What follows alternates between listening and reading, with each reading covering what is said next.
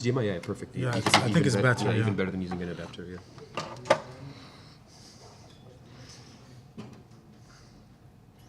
Ooh, why is it so small?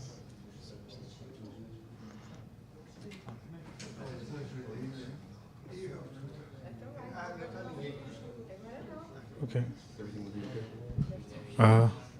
Joao,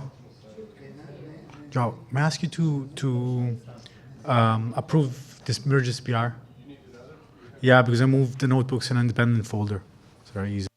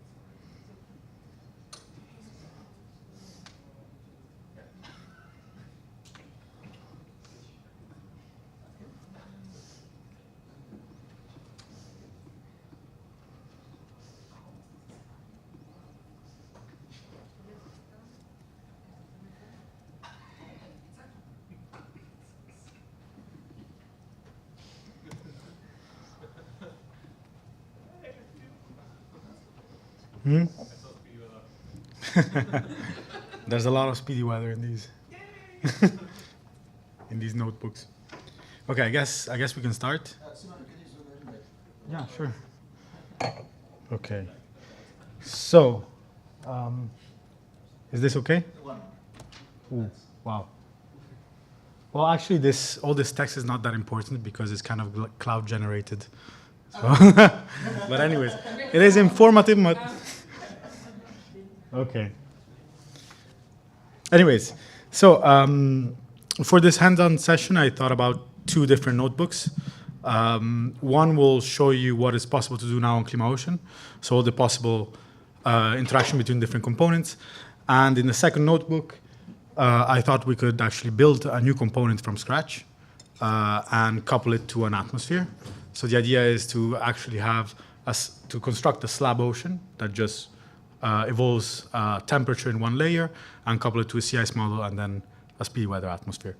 I don't know if we'll get there, but I guess the first notebook will be a little bit more faster. I'm going to go through and demonstrate a little bit how ClimaOcean works, also because, as you'll see, ClimaOcean takes a while to precompile, and there's also data that is required to run these simulations in the first notebook that will be automatically downloaded on your laptop, but it will require some time. It will depend on the internet, so I'll go ahead quickly, and if you want, you can follow in your time, and then I'll move on to the second notebook, and we'll look at how to build a new ocean component. Yeah? If you want to follow this, do we need a GPU? No, this is fully CPU. This runs on a laptop, and it's pretty fast. The only problem is precompilation, or time to first time step, let's say. So the notebooks can be found in the JuliaEO GitHub page under Notebooks Day 4 ClimaOcean. Please instantiate the project.toml that is in that folder because it has. I'm using a branch of ClimaOcean for this notebook that some features are not yet merged in main, so use that branch. Okay. So in this notebook, I'll show you how to use ClimaOcean, how to add an ocean, a sea ice, and an atmosphere, and run a coupled simulation. This is a little bit of generated text from AI. So you should be able to once you have the notebook, to activate the directory that you have, activate the directory where you have downloaded the notebooks with the project.toml and the manifest.toml. You'll probably need to instantiate. Yeah. Can you change that? Change the font size, maybe just change the light. Can you switch the we'll make it to white. Yeah, switch the light.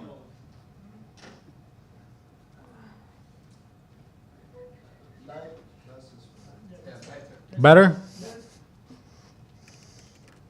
Okay. So when you instantiate, make sure that ClimaOcean is on this branch, which should be already encoded in the project.toml, but just make sure that this is the case. And we start with building an ocean model. Maybe I'll wait for a second for everybody to download. Sorry. To download. The problem is with the recording, but Yeah.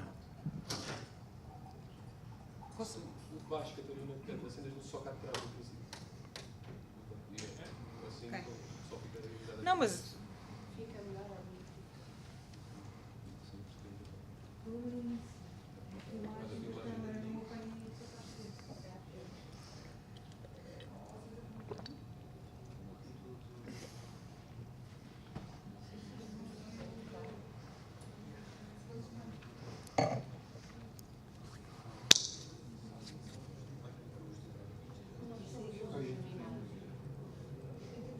Okay, so we start with an OMIP simulation. So ocean, sea ice on the same grid, tripolar grid, and atmosphere that forces on top. So this example is meant to run on a CPU. So we specify the CPU architecture in Oceananigans. If you have a GPU on your laptop, you can do using CUDA and arc equal to GPU, and this example will run on GPU. I don't have a GPU available here, so I'm just going to go on the CPU. Now, for the grid dimension, we're using a pretty coarse ocean to make it run on the CPU. So this is 120 points in the meridional direction, 60 points so 220 in the zonal direction, 60 in the meridional, and only 50 vertical levels. You see here that the vertical levels are pretty stretched, so we're looking at 600 meter resolution, which is very, very coarse. So I wouldn't advise to run a production ocean model with this resolution, but for a demonstration, this is enough. And we create the tripolar grid, which is that kind of weird grid that has the North Pole stretched in Canada and in Russia, so that we avoid the problems with singularities. And here we go. Oh, what? First problems. Speedy weather. Oh. I think I loaded it.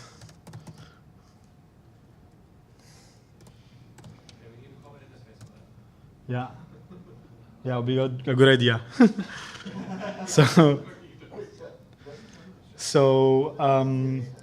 Now we created the tripolar grid with 160 by 60 by 15 points.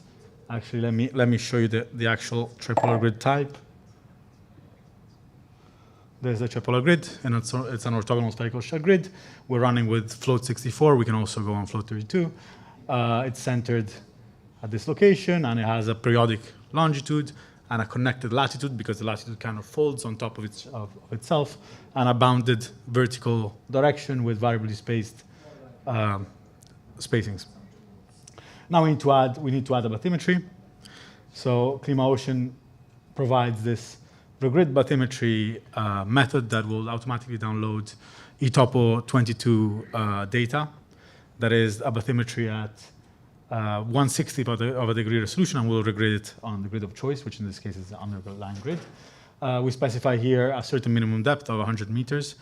That really doesn't matter because our first cell is at 690 meters, so probably I could have avoided this keyword argument. Measure basins equal 1 means that we're gonna fill in all the lakes and all the closed basins except for the biggest one, which is the ocean. And we use some interpolation passes because we want the bathymetry to be a little bit smoother. The more passes you use, the more you smooth out the bathymetry. Probably not the best way to smooth the bathymetry, but it's definitely the simplest. And we take the bottom height that comes out from this grid bathymetry, and we insert it in our tripolar grid, building an immersed boundary grid. So immersed boundary grid is a grid where certain cells are going to be in land, and other cells are going to be active cells where you compute the actual equations of motion. Almost done. Okay, here we go. So this is our immersed boundary grid. We can visualize our bathymetry. That looks something like this. So a little bit coarse-ish, but this is the resolution that can run on the CPU. Okay, so now we have the grid and the bathymetry. We can start configuring the ocean simulation. Oceananigans gives you a lot of choices in terms of parameterizations and numerical schemes that you can use.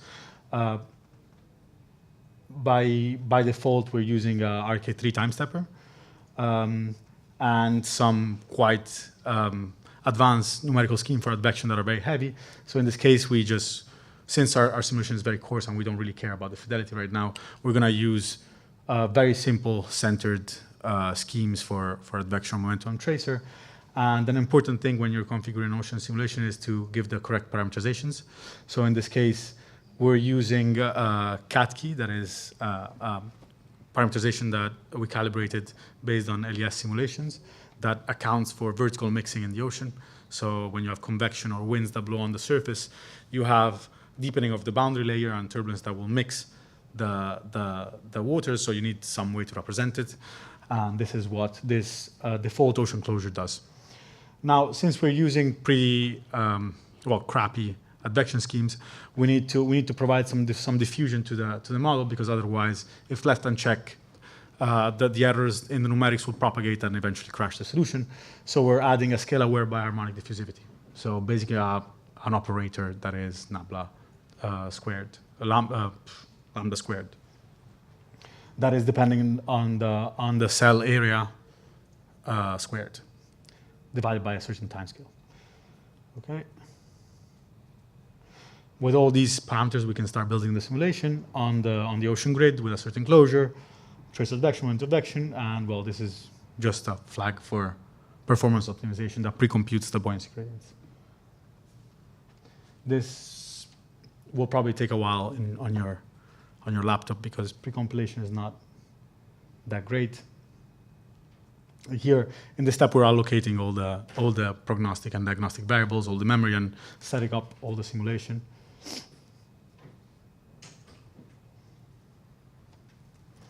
Which is taking a little bit. I thought I pre-run it. Maybe I changed something.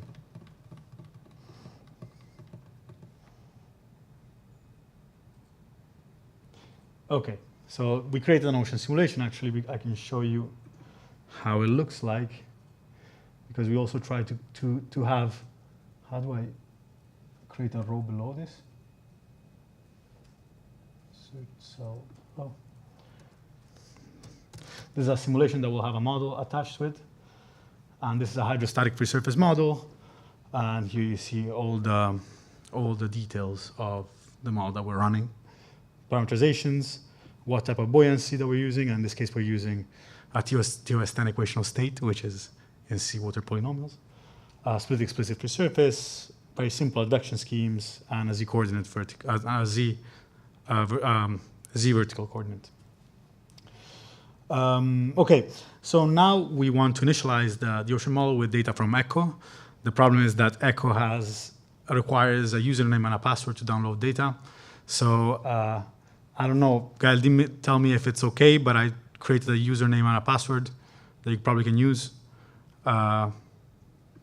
which is here if you want to copy this and put in your environment variables, then you can download data from ECHO.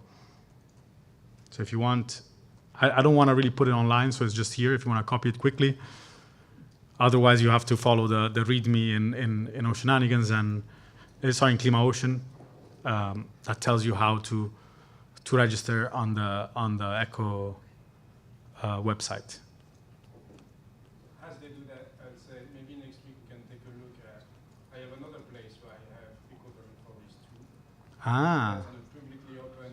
Ah, well, that would be great if we can put that, because this is kind of a pity that you always have to register, and so we cannot really do something like this. I agree. But anyways, so you need these two environment variables: ECHO username and an ECHO WebDAV password. That's why we use Signal, no? Huh? Isn't that why we use Signal? Right. Okay. Somebody can take a picture and send it on Signal, then I go on.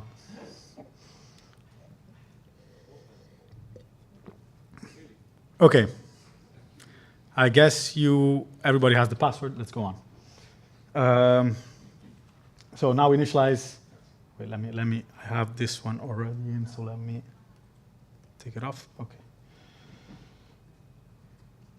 Oh, wait a second. Sorry.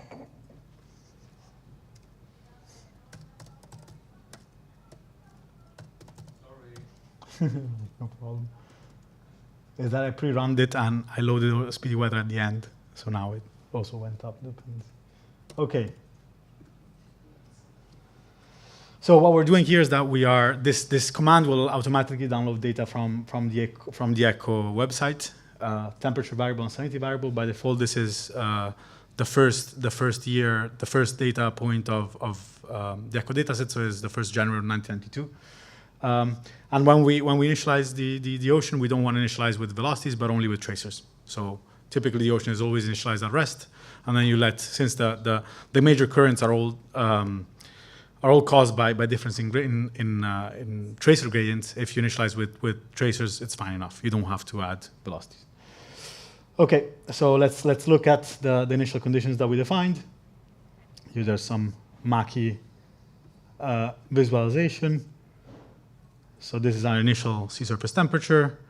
and our initial surface salinity regraded on the tripolar grid.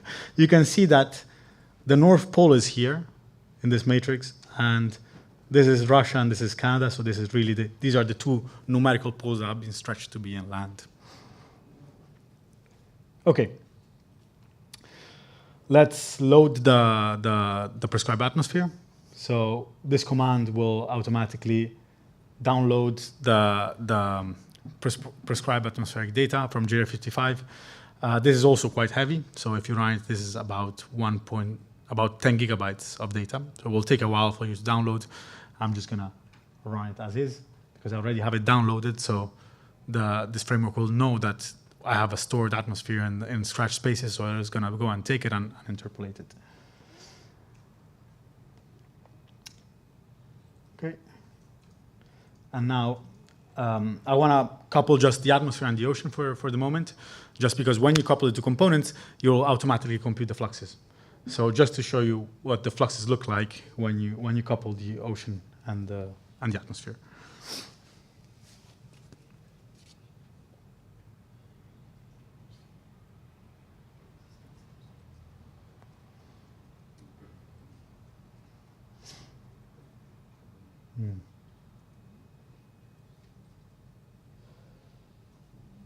It's taking a while.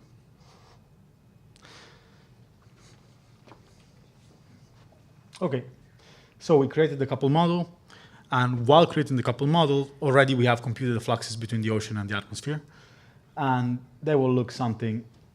We can extract them, so they are in the couple model.the interface.atmosphere ocean interface, and we can grab out the fluxes that we already computed. We have sensible fluxes, sensible heat, latent heat, X and Y momentum stress. And if we plot them, they look something like this. So here you can really see them printing out the atmosphere on the ocean. The negative means that is heating, so here the atmosphere is heating the ocean. At the poles, the other way around. So the ocean is heating the atmosphere. And we have also some wind stress that is imposed from the atmosphere to the ocean. Okay, so this was only ocean and atmosphere, but now we need to add also the sea ice. So in this case, we can use again the grid that we generated for the ocean, because the ocean and the sea ice run on the same grid. And we need to pass the ocean to the sea ice constructor, because the sea ice needs to know what is the surface salinity of the ocean, needs to connect to the surface salinity of the ocean to compute salinity fluxes, and needs to know the velocities of the surface of the ocean, because the stress is computed implicitly. And once again, we initialize the concentration, and this aleph is concentration, and this is sea ice thickness. We initialize it again from the ECHO4 dataset.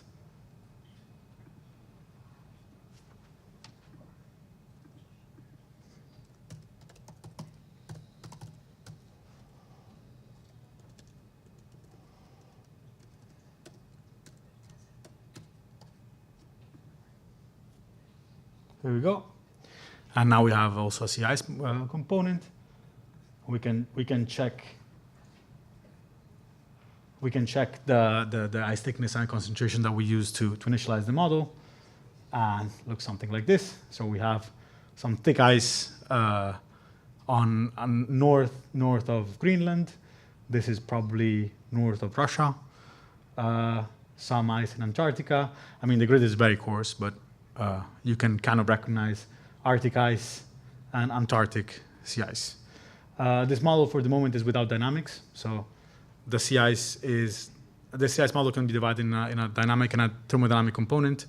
The dynamic component is actually the heavy one, because the sea ice has timescales which are much faster than the ocean timescales. So it has to substep with respect to the ocean component quite a lot, and it's pretty computationally expensive. So especially for this resolution, we don't really need a dynamical component. So we specify dynamics equal nothing. Otherwise, by default, we'll use, for whoever here knows about sea ice modeling, we would use an EVP rheology, like elastoviscoplastic. Okay, finally, we can couple the three components: ocean, sea ice, and atmosphere, all together.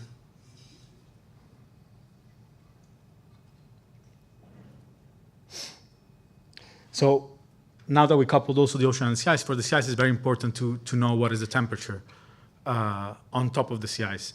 And this temperature has such a fast timescale that you need to compute it when you compute the fluxes. So now, while coupling the model, we don't only compute the fluxes, but we also compute the interface temperature between the sea ice and the atmosphere. Okay, here we go.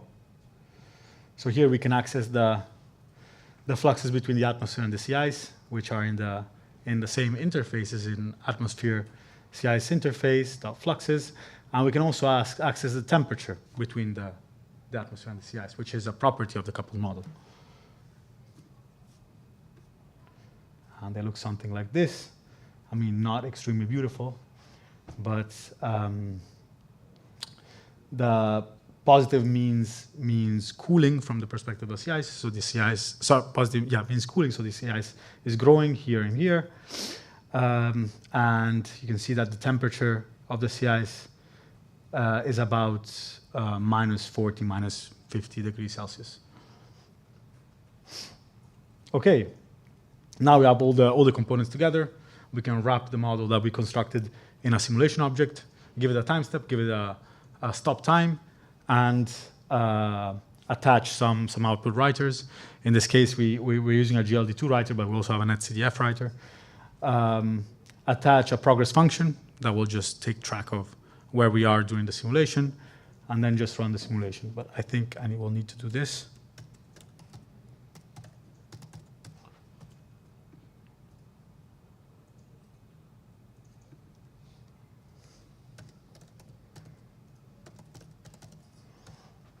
Okay.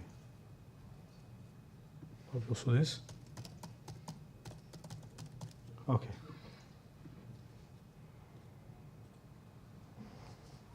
So this will take a lot for the first time step, but it will be pretty fast once you have pre-compiled this first time step.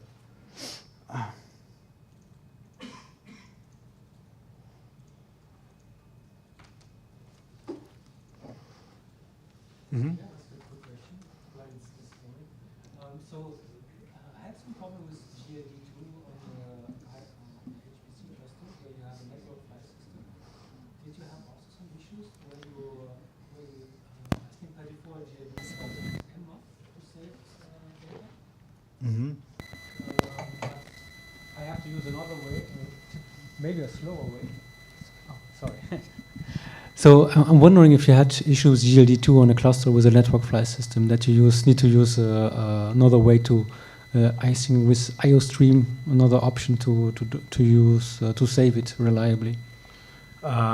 I never have problems in terms of saving or loading, but definitely performance issues.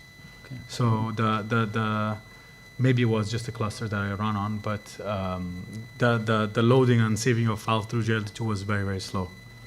So I don't know if that's really a GLD2 problem or is the network of the cluster I was running on. Yeah. Okay, thanks.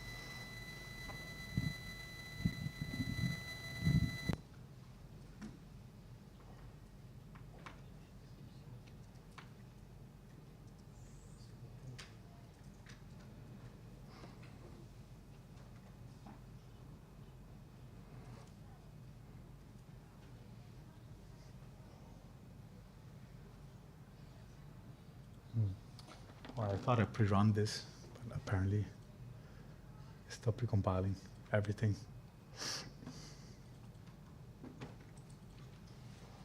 Does somebody have any other question, or did you manage to download, or?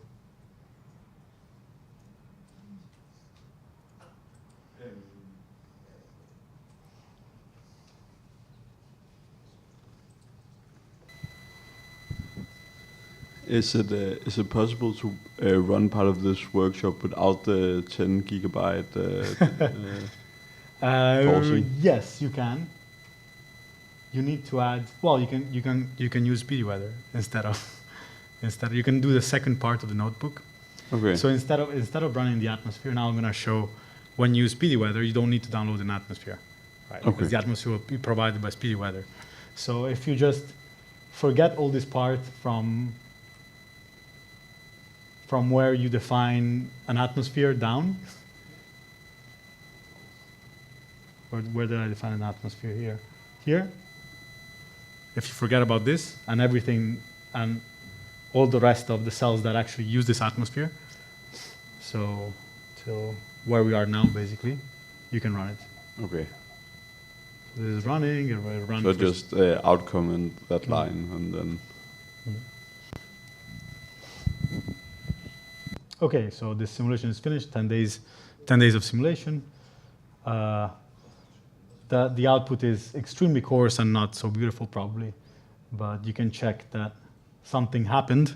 So sea ice has melted a little bit. Temperature has increased a little bit. And if you want to see an evolution of the ocean sea ice, this is what happens roughly. Not much, but so in the ocean, 10 days are basically nothing. So 10 days for the ocean mean absolutely nothing. The ocean is kind of still for 10 days. So you have to run it probably for 2 years to see something, or maybe 1 year to start seeing something interesting. I guess we don't have 2 years here to run the simulation. Okay, so this you can run, Python Ocean model. So this is the new the new PR that has to be merged. That includes this Veros Python Ocean.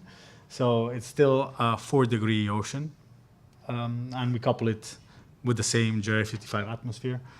So the only thing to do to actually load this ocean is we have an extension in ClimaOcean that implements all the methods that are required to extract the state variables from Python, communicate them to Julia, compute the fluxes, and send them back. And in this case, we're just using a preset global simulation from Veros. Veros provides already predefined ocean simulations that you can take and you can use. You can define your own setup, but you can also use predefined setups, and I didn't want to write in Python, so I just took theirs. And through Python call, we can install the Veros package. This is required because otherwise Veros will complain, and load this global 4-degree setup in an Oceananigans object, in a ClimaOcean object called Veros Ocean Simulation. And this is Python output, and we created Veros Ocean. Now we can couple it to a JR55 atmosphere, exactly like we did with the Oceananigans Ocean. So we define an atmosphere, we couple it with the ocean sea ice model. At the moment, the sea ice is not really supported with Veros, so I have to do some changing of the source code to make sure that also sea ice works with Veros. We wrap everything again in a simulation, spit out a progress file, and run the simulation.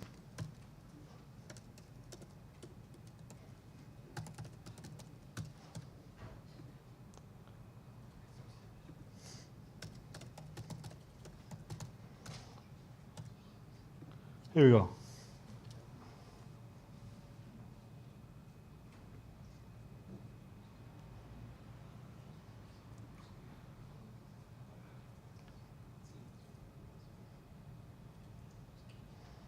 Veros is a little bit faster to precompile than Oceananigans. This kind of hurts, but it's true.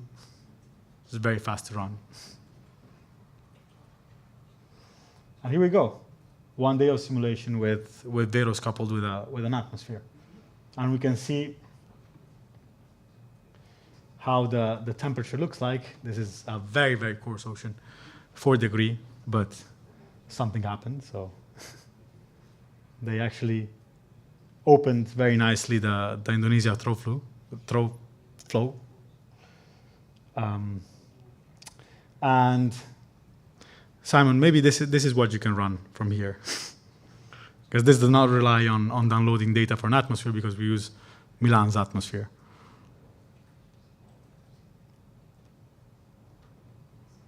Okay. So let's go full on and use a dynamic atmosphere, dynamic ocean, a dynamic sea ice. All quite coarse. This is probably, am I right? This is 400 kilometer resolution. 400 kilometers resolution, 3 vertical layers. At the moment, we can only do a full grid because of the XSMF package, and that will be solved with conservative regrading from Anshul. Putting you on the spot. Right. So we do the same thing. We reconstruct the ocean simulation, the atmosphere simulation. We reset the ocean to we reset temperature and salinity in the ocean. And we take, for the coupled model, now at the moment we take the atmosphere time step. But we can run also at different time steps for the ocean and for the atmosphere. Here we go.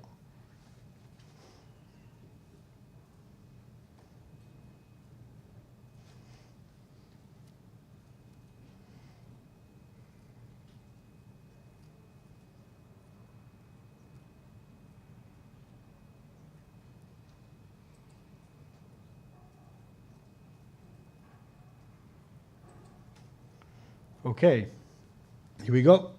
And we're gonna run this simulation with a 40-minute time step for 10 days of simulation. We have something to fix when it comes to radiation. I think you updated, right? But for the moment, I think we decided to put zero emissivity and zero emissivity because we need to fix the interaction of radiation from the atmosphere to the ocean and the sea ice. I think this doesn't even have sea ice, this model. Okay.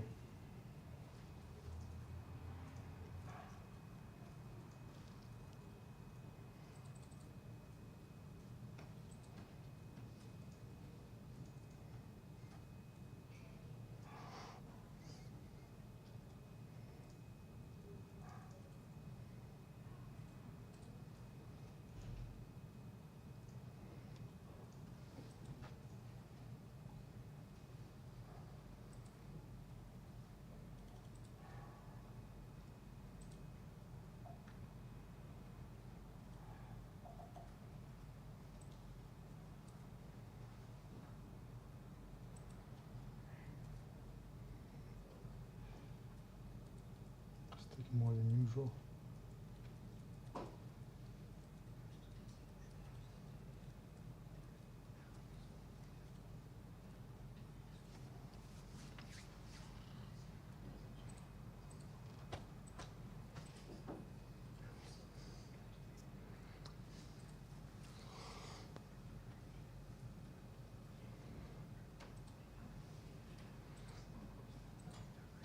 This is taking a while.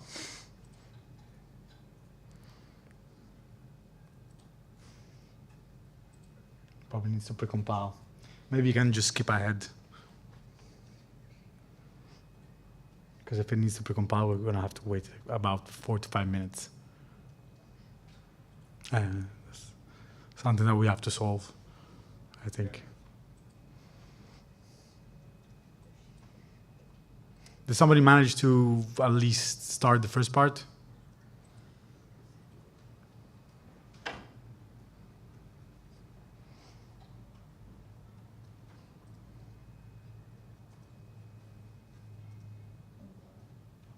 Yeah.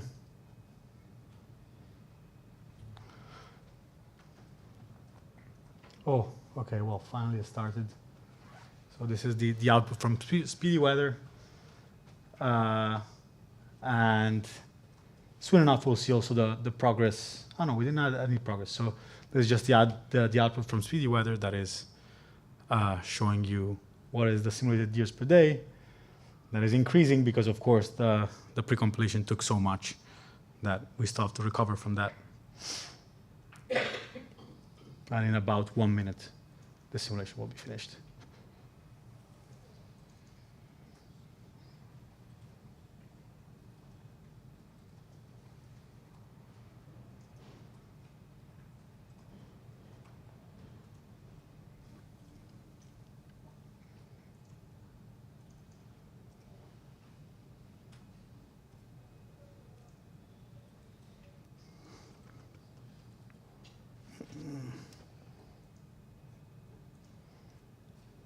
Okay, in the meantime, while this finishes, here we are visualizing the ocean sea surface temperature and the atmospheric state at the end of this 10 days coupled simulation. And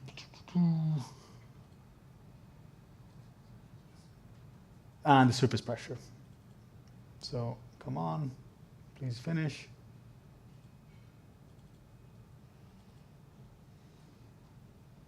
One, go. Okay, 10 days of simulation.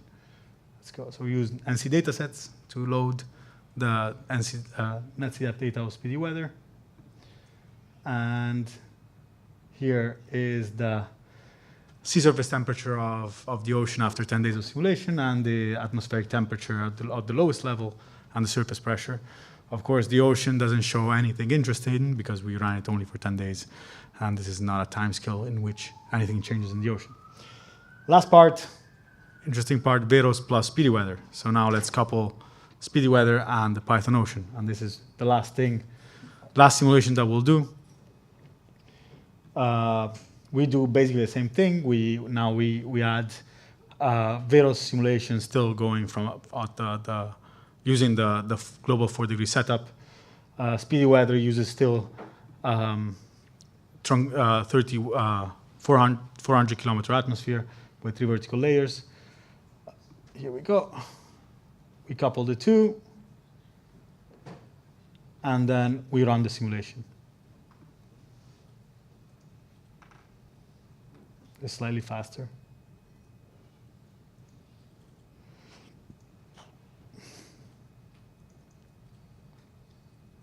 How much did I run it for? Is that the typical Vero speed at 400 kilometers? Well, Veros is 400 kilometers. It's 4 degrees. Yeah, but the 40 years per day, is that the typical speed? I guess, yeah.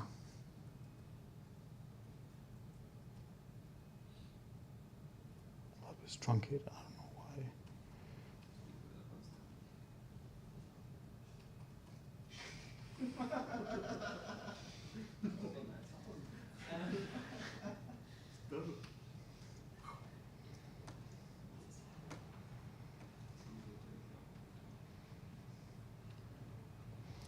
And here we go.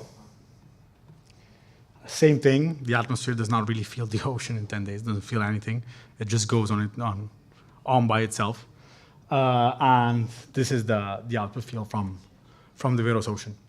So yeah, this is just showing what we can do, what we can couple. I don't know if I have time to show. I actually wanted to show you how to build a custom slab ocean to add to the couple model, but I don't think I have time to do that since I'm here since 40 minutes. I thought I did pre-compile the ocean, but I didn't. So that's it. If you want to see how to build a component, you want to add your own component, you can follow this notebook. This actually doesn't require to download data, so probably I should have started from this one. But yeah, I guess that was it.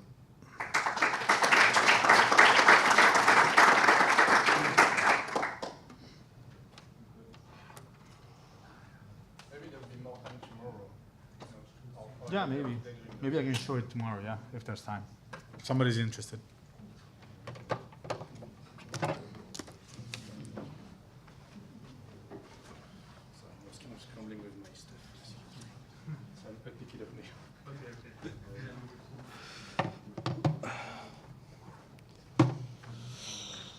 Okay. All right. All right.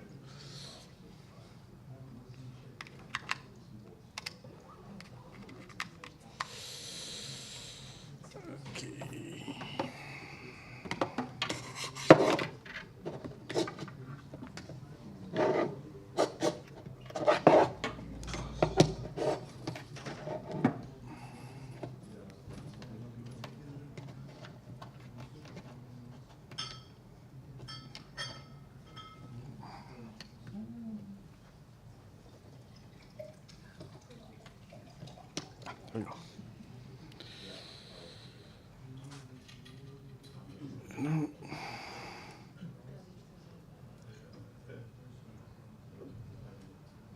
All right. Okay. If somebody can merge the pull request that I've submitted, that'd be lovely. Thanks. I have a few slides to kind of introduce the topic. And then in the GitHub folder, you will find both these slides, or a slightly older version of them, and then the actual material that we will run in a Markdown file. So just to explain a little bit what I'm talking about, let me take maybe 10 minutes of time to go through these slides. So I've presented some of this work before at JuliaCon and other venues, so you'll be able to recover the information. I'm just going to skip very quickly over today, but the idea of this,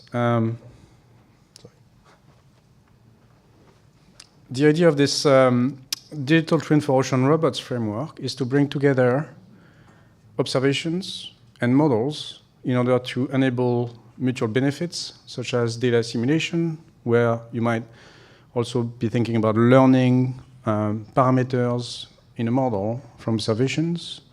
And then in reverse, we want to have the ability to plan and hopefully optimally plan deployments of observations and observational strategies. So the sort of thing that I'm talking about is not new. In a way, this is the sort of things we've been doing for a long time. This is an example where, from a paper in 2015, we were doing the learning of mixing parameters in the ocean from Argo data. The example that I picked on the left, you can read in the paper, is an out-of-sample verification, in the sense that the mixing parameters for the ocean model were inferred or optimized according to physical observations over a 20-year period. And then this is what happens when I use them and I demonstrate how they improve simulations over 500 years and for biochemistry. So what you see here in the bottom panel is the currently observed zonal mean oxygen concentration. At the top is with the unoptimized model parameters after this 500-year simulation, and in the middle is the result when it has been optimized. The physics has been optimized. And you should see that it's a significant improvement. It's an improvement that relates to what is called the AMOC as well. So in the top panel, there is virtually no AMOC left. In the middle panel, there is a realistic ocean state. And that's an important topic for various reasons, but in particular because the AMOC is something that has a strong impact on the climate in Europe.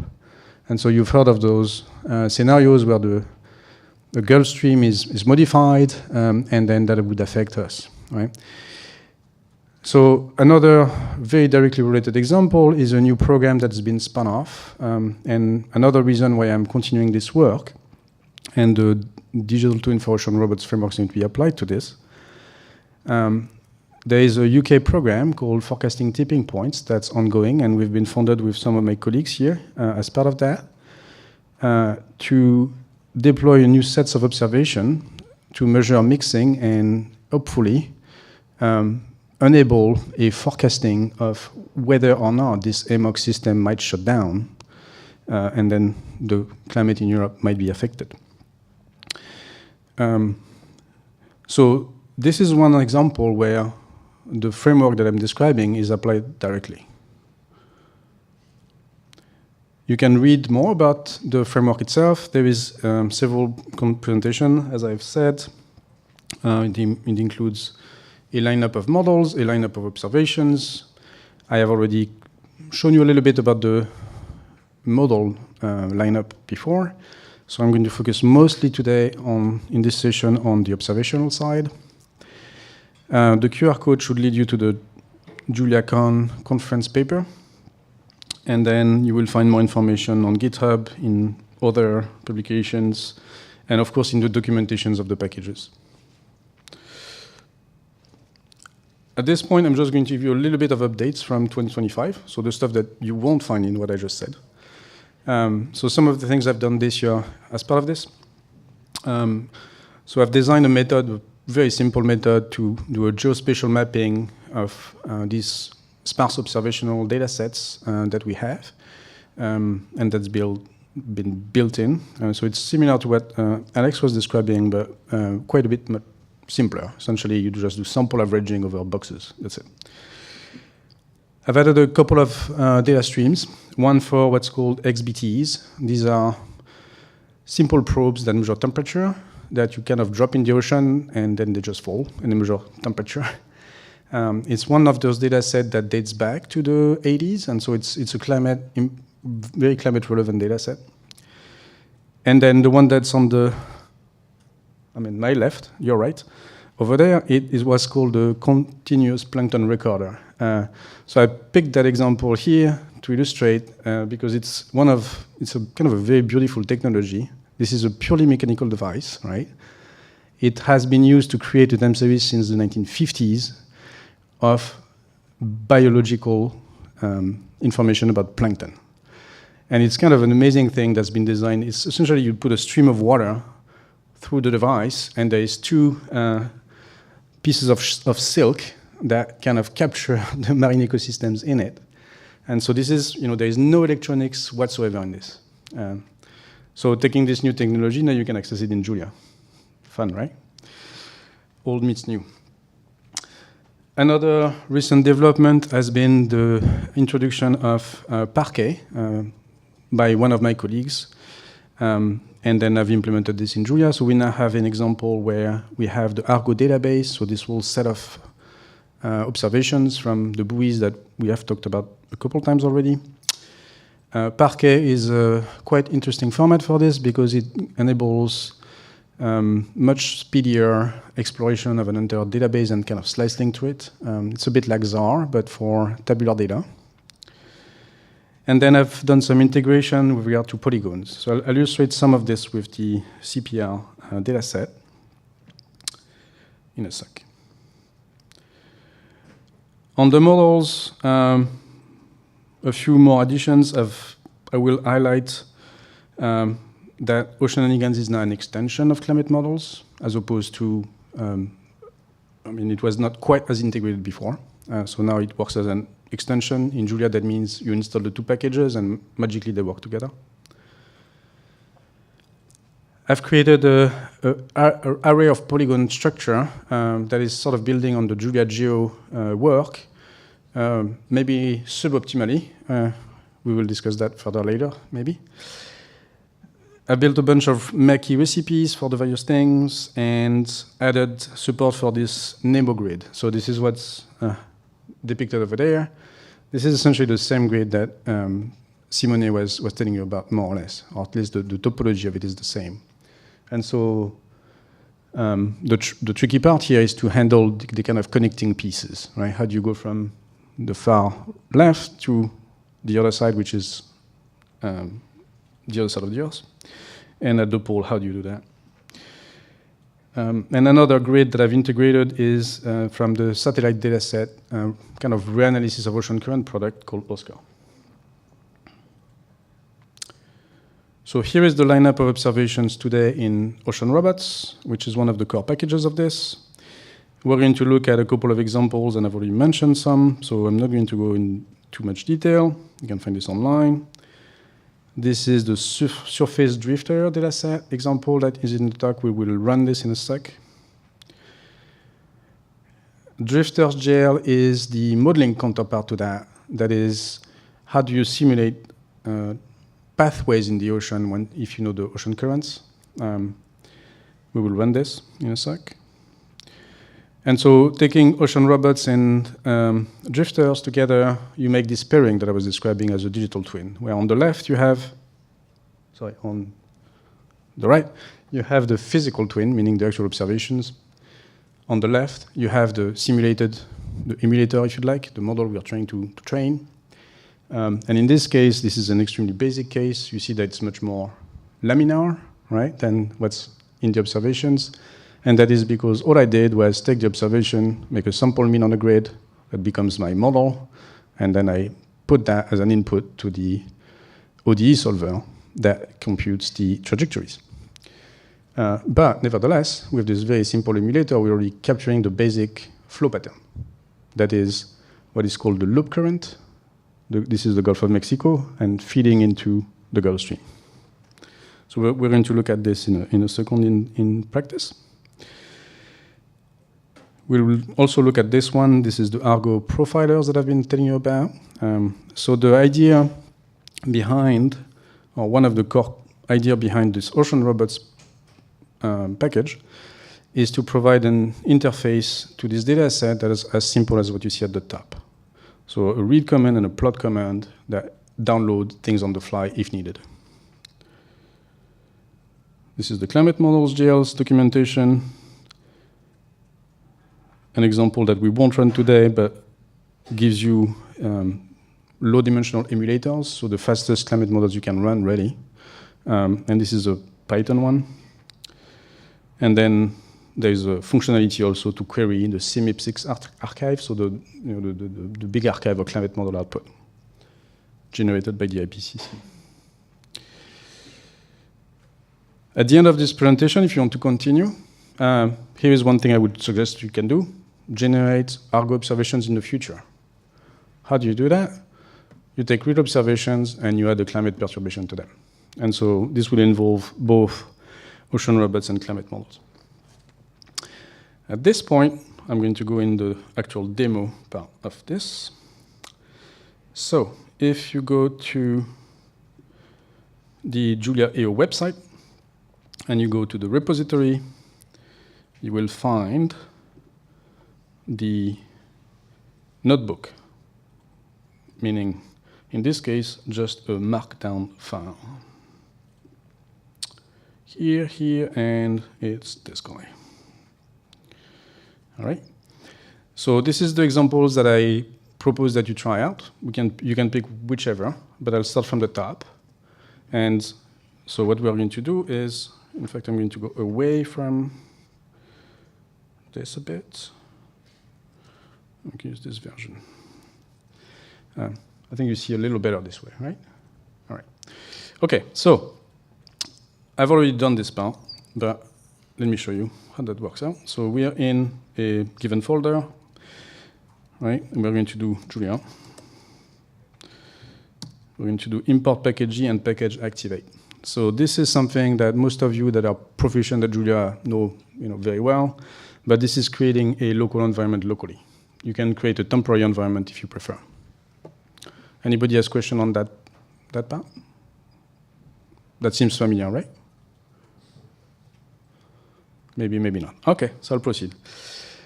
If you have questions, do not hesitate to interrupt, please. So let's go back here. So now we have our little environment. We're just going to copy and paste these two comments. And I'm going to do it this way.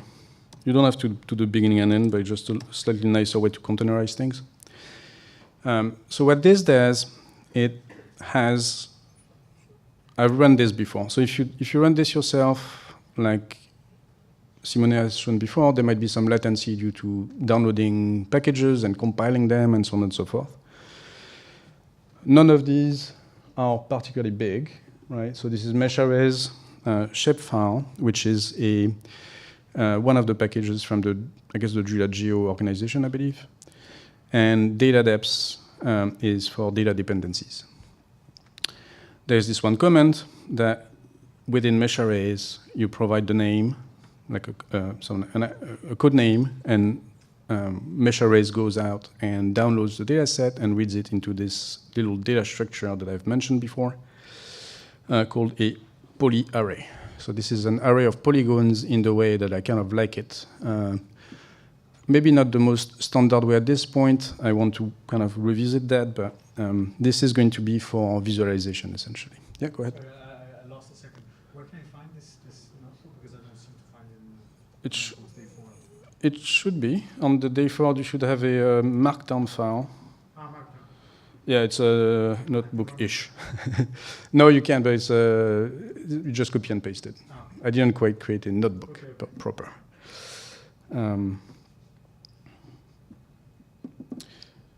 Any other question? No? All good? All right. So this is essentially to get some context when we are going to be plotting things. The next code block in this, I'm going to call it a notebook, right? But markdown file, is the surface drifter dataset. So this is now going to look like this. We have two packages here that are kicking in, Ocean Robots and Kairomaki for plotting. Ocean Robots is the one that handles all of the data sets. For what I'm showing to work, in fact, you probably need also the data depth dependency extension that was activated before. Is that right? No, I think data depth is an external dependency of Ocean Robots. So what's happening here is that in the background there is a little bit of compilation going on of packages. Once that's done, the read command does a little more than read. It downloads datasets if needed. So this I've run this one before. It should skip the download for me. It might go slower for you. And given the Wi-Fi here, I cannot guarantee how speedy this is. But this is a fairly small set of files. So it should not take too long. You see here that I have a set of extensions that are getting activated, precompiled. So Ocean Robots has direct dependencies, but it has also these extensions that pair up and then help you do things. And so here you're seeing the result of the workflow. So the read command gets a name of a data structure that sort of tells it what to do. This is multiple dispatch. That's one of the things that is used everywhere in Julia that you already have heard about. And there is an ID. Here I'm just saying grab the first one, the first drifter. The read command, after downloading this file, puts it in a data structure that, in this case, you're going to recognize to be, oops, I guess the display is not great. Something I can improve. It's of the type surface drifter, sorry, and it gives you the ID. The data is somewhere embedded in there, and there should be a nice method to show you the data structure, but I'm not going to call that pretty at this point. And then the plot command, right, knows what to do with this data structure. And so that's how you end up with a very simple way to visualize immediately the data. So the philosophy behind all of this is that for teaching, for communication, but even for exploring the data for science purposes, you want to have the minimal amount of commands and kind of pain points. And so this is a very sort of quick and simple entry point to these data sets. The plots are, in each case, customized to this data set. So here you're looking at the time series of the velocity of this device that's been drifting in the ocean. These are the middle panel. That is an observing system that also records temperature. And so you have this shown in the bottom plot. And then I added a couple of things. So the actual trajectory of the surface drifter, right, this buoy that follows the ocean currents. And then a scatter plot of the velocities. Something you might want to learn. The scattering of this, you might think of, in some cases, as a stochastic element to the trajectories. All right, so this was my examples for the surface drifters. Anybody have a question on that one? Or a comment? Or no? All right, excellent. Keep going. We're going to do an Argo float now. So same idea.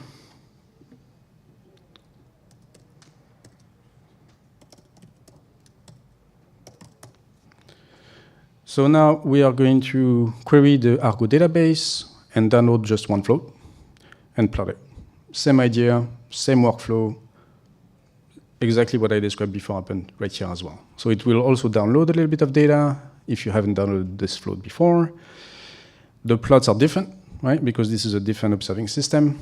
These Argo floats, what they do is they drift in the ocean at a given depth, typically 1,000 meters. And every 10 days, they go down to 2000 and back to the surface, observing temperature and salinity, transmit their data via satellite, and then we recover them on land and we use them in our ocean analysis. Right? This is a sort of maybe one of the biggest, most important system of observation for climate change. This has really become the backbone of climate science in many ways. That's one data set that I use pretty much constantly. So the plotting here shows in the bottom panel the time series as a function of depth and time of temperature and salinity. I might have interpolated them to standard levels automatically. Depends, there's different options. And then the top right for you is the trajectory of this float with, in color, the time since launch. So you see that this guy actually has been at sea for almost 4 years. They don't all last this long, but it's kind of typical. And then on the right is just a quick estimation of the speed at which they drifted. And that is not as accurate as for the surface drifters because we only record one ping every 10 days. But this is just looking at what's happened. For Argo, I have in fact a more elaborate package that you can look at called argodata.gl. I'm not going to get into this, but it contains a few more capabilities, and especially the geospatial mapping, which will move elsewhere sometimes. Alrighty. So, I think these are my 2 examples for now on data sets that we will do at the command line. But if you want to look at more, as I said, there is a whole suite of them. And in general, in my documentations, you will also find... Do you have a question? Do you have in the Argo, do you have the possibility to search all Argos, because it's selected by a number? In a region, an area, an island, and all of them? Yes. What I'll show you with the continuous plankton recorder is that. So it's sort of the same idea. In Ocean Robots, there should be a query method for each of the data sets to sort of get the list of what's out there, and you can start exploring from there. For the selection by region, that's where I'm using polygons, for example. So I'm going to show you an example right now, which is, I guess, sorry, 1 second. Oh, okay, never mind.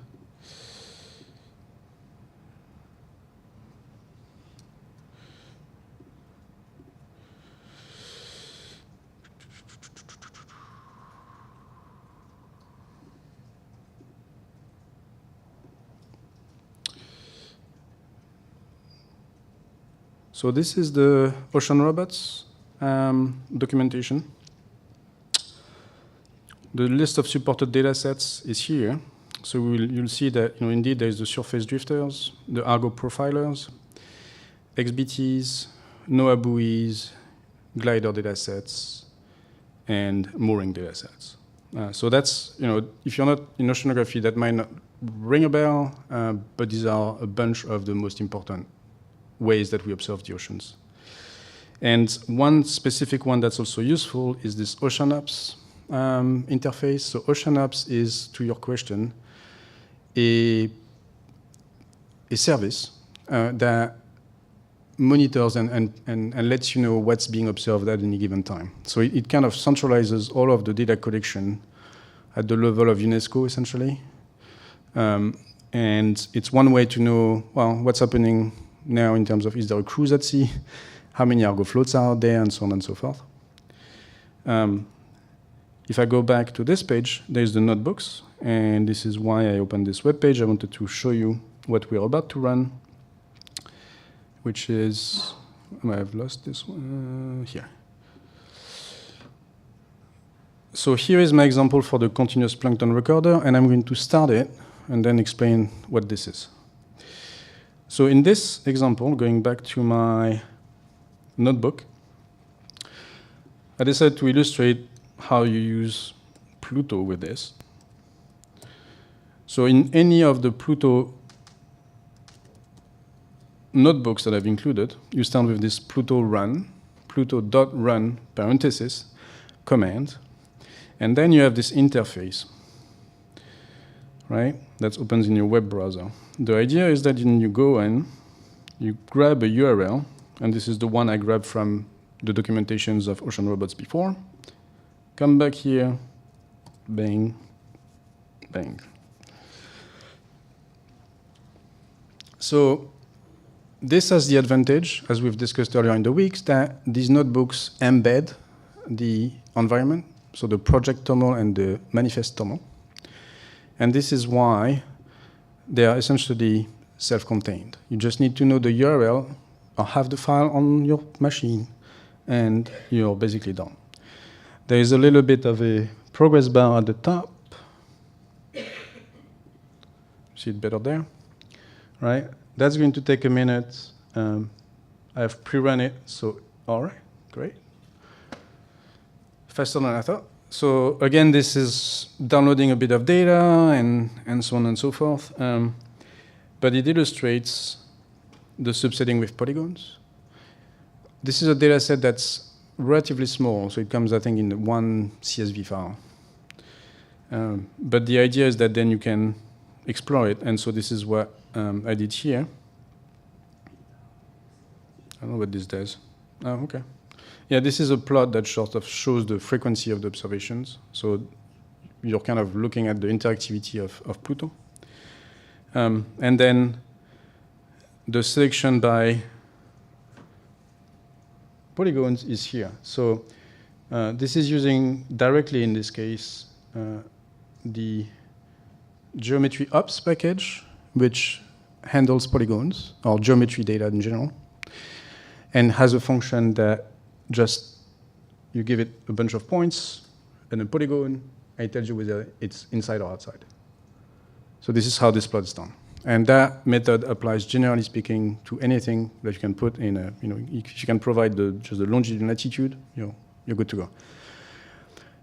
I have implemented on top of it a bit of a wrapper to work with my polygon array format, so that there's a bit more integration with all of my things.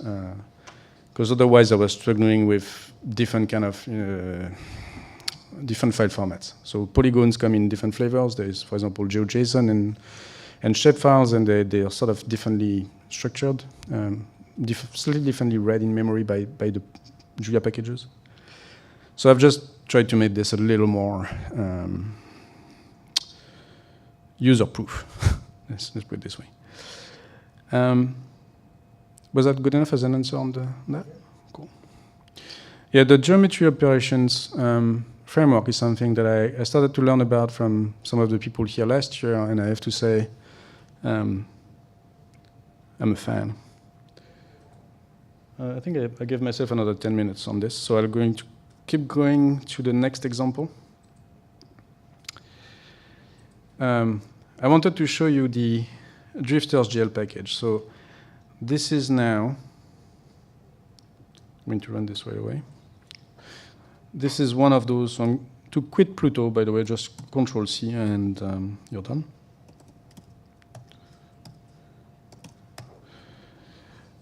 So this is going to demonstrate something different, which is how do you simulate the kind of observations that we are collecting. It's taken from here, the documentation of Drifters GL. So this is, I didn't make anything new. You'll find the exact same one online. This provides essentially the flow fields that are then wrapped into this flow fields data structure. Individuals is the data structure that is going to correspond to a set of initial positions that then are going to be advected by the flow field. And this operation takes place here. In this instance, we're doing a number of time steps. So this is just a loop. And things get recorded in this little variable here.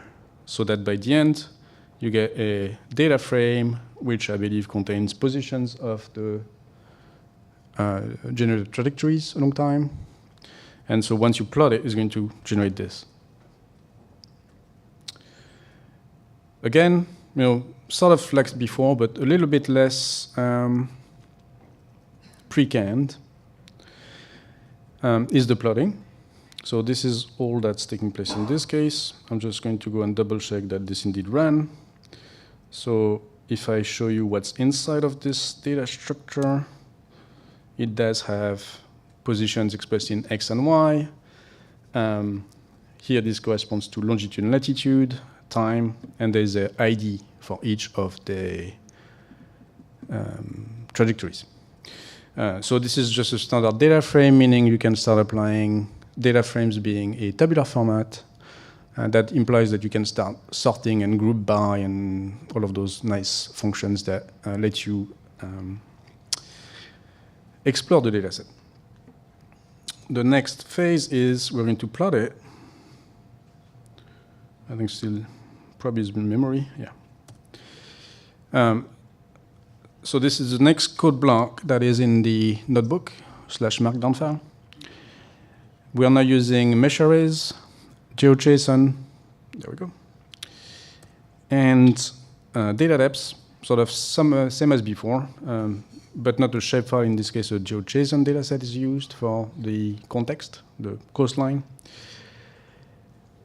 And what else? So the plotting is kind of pre-canned, but it does have some options. So this is just to show you can set limits and add the polygons or not. One of the functionalities that we are using here is we're wrapping the output of the particle trajectory simulation in a new data structure called Drifter's dataset, and that again is such that multiple dispatch is used in the plotting, and we don't have to worry about providing all of those options. They kind of carried through and are handled internally by Julia. All right, I think I have another 4 minutes to show you the last one. The last one is a simple example of climate models GL. This is like the simplest one you'll find in the documentation. Oops. This runs a climate model that really shouldn't maybe be called that, but is a simple random walk process in 2 dimensions. So it's going to generate a trajectory that just scatters. It represents a diffusive process in some way. And so this has completed. The reason I use this example is it's the fastest, and it allows me to still demonstrate the data structure. This is what happens when I also run Oceanigans or the eco-ocean analysis, the MHGCM or whatever through this. That is, it goes through a set of 3 methods. One is called setup, the second one build, and the third one launch. Depending on what you do, these things are different, right? If you're doing a Fortran model, well, you're building in a certain way. If you're using Julia, then kind of it's built along on the fly. So on and so forth, but abstracting this away means that we now have a unified interface. And this is equivalent to if I was showing you the MHGCM or Oceanigans. There's a data structure called an abstract climate model, I believe. I'm just going to check that. Sorry, it's called a model config in this case. And what happens after that, when you call the run function, so run is the combination of those 3 other methods, so it's a shorthand for set it up, build it, launch it. At the end, everything is also put in a little folder that's been created for you, which is indicated here that you can take a look at directly this way. Right, so now this CSV file that you're looking at in my terminal window, that is the output of this random walk. We could read it. I'm just going to go and give you the visualization this way, right? So these are all of the positions of this random walk process.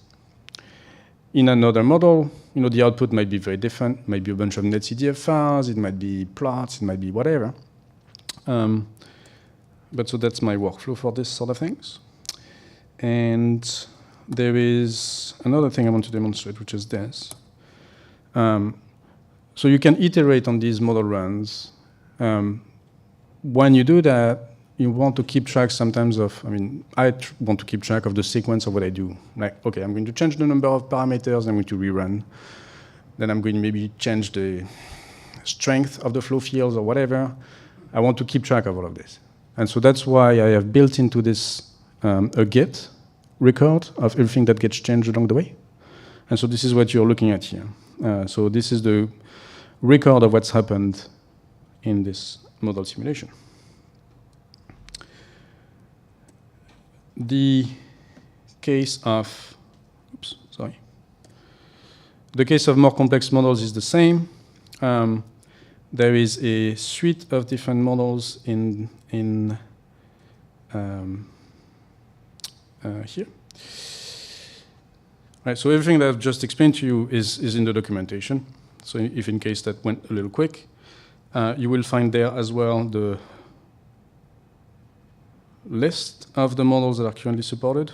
Some of them, I call them running models, and others replay. Replay would be, okay, I've already run the model. I don't need to rerun it every time. I'm just going to read the result from the file, right? And then I'm going to build something else on top. The one thing I will show you is the Oceanigans example, because I think it sort of is the way that I'm going to proceed when it comes to building more complex models. So I have two things in there. In the SRC folder is essentially everything that does not require actually having Oceanigans used.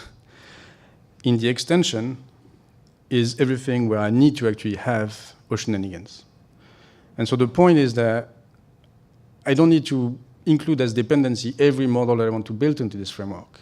I just need to build them as extensions for the minimum amount of kind of pain and overhead, so that I don't have to compile Oceanigans every time I use climate models, for example, right? And I'm just taking Oceanigans as an example, but it would be, I'm just taking it as an example because it's the best model out there, right? Let's put it this way. And so then what is in the extension resembles very much what is in the documentation of Oceanigans, just kind of pre-canned and curated. That's my goal, is to have available to me in the fastest, simplest way a certain subset of the simulations that Oceanigans or Climate Ocean and other models can generate. And so just little functions that sort of build this complexity, or this maybe apparent complexity of using Oceanigans, and reduces it to the user for building and for setting it up and so on. So it's nothing that I invented, just organized differently, so that at the end, the way that I just ran the random walk model, I run Oceanigans exactly the same way. Just run it. I don't want to hear more. And then, of course, there is possibilities to provide runtime parameters. So again, Oceanigans might have a gazillion options if you really go through it that you can parameterize. My experience with models and model users is that often a lot of people want something that's a bit more constrained. Things that they know they can trust is going to do a previous result the same way, and then start from that. And so that's the spirit here, to sort of restrict a little bit the range of possibilities to a certain set of users for a certain set of applications. So it's complementary, I think, to the approach that Simone is taking. I think that's all that I have for today, and I'm also out of time. So thank you very much. Don't hesitate to ask questions now if we can take another couple minutes, but I think we have a break, don't we not? I don't have the agenda in front of me. Here. Where are we? If you have any quick questions, I'm happy to take them. I don't want to prevent people from going to the break or the next speaker to start. Where are we? We are here in... Yes, Andre. Sorry, I encroached on your time a little bit. No worries. Thank you.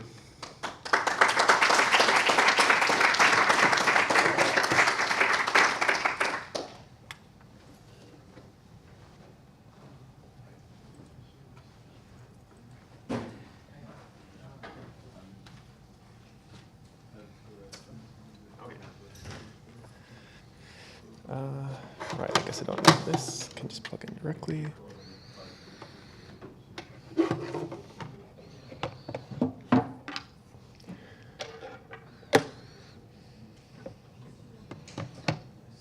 Okay.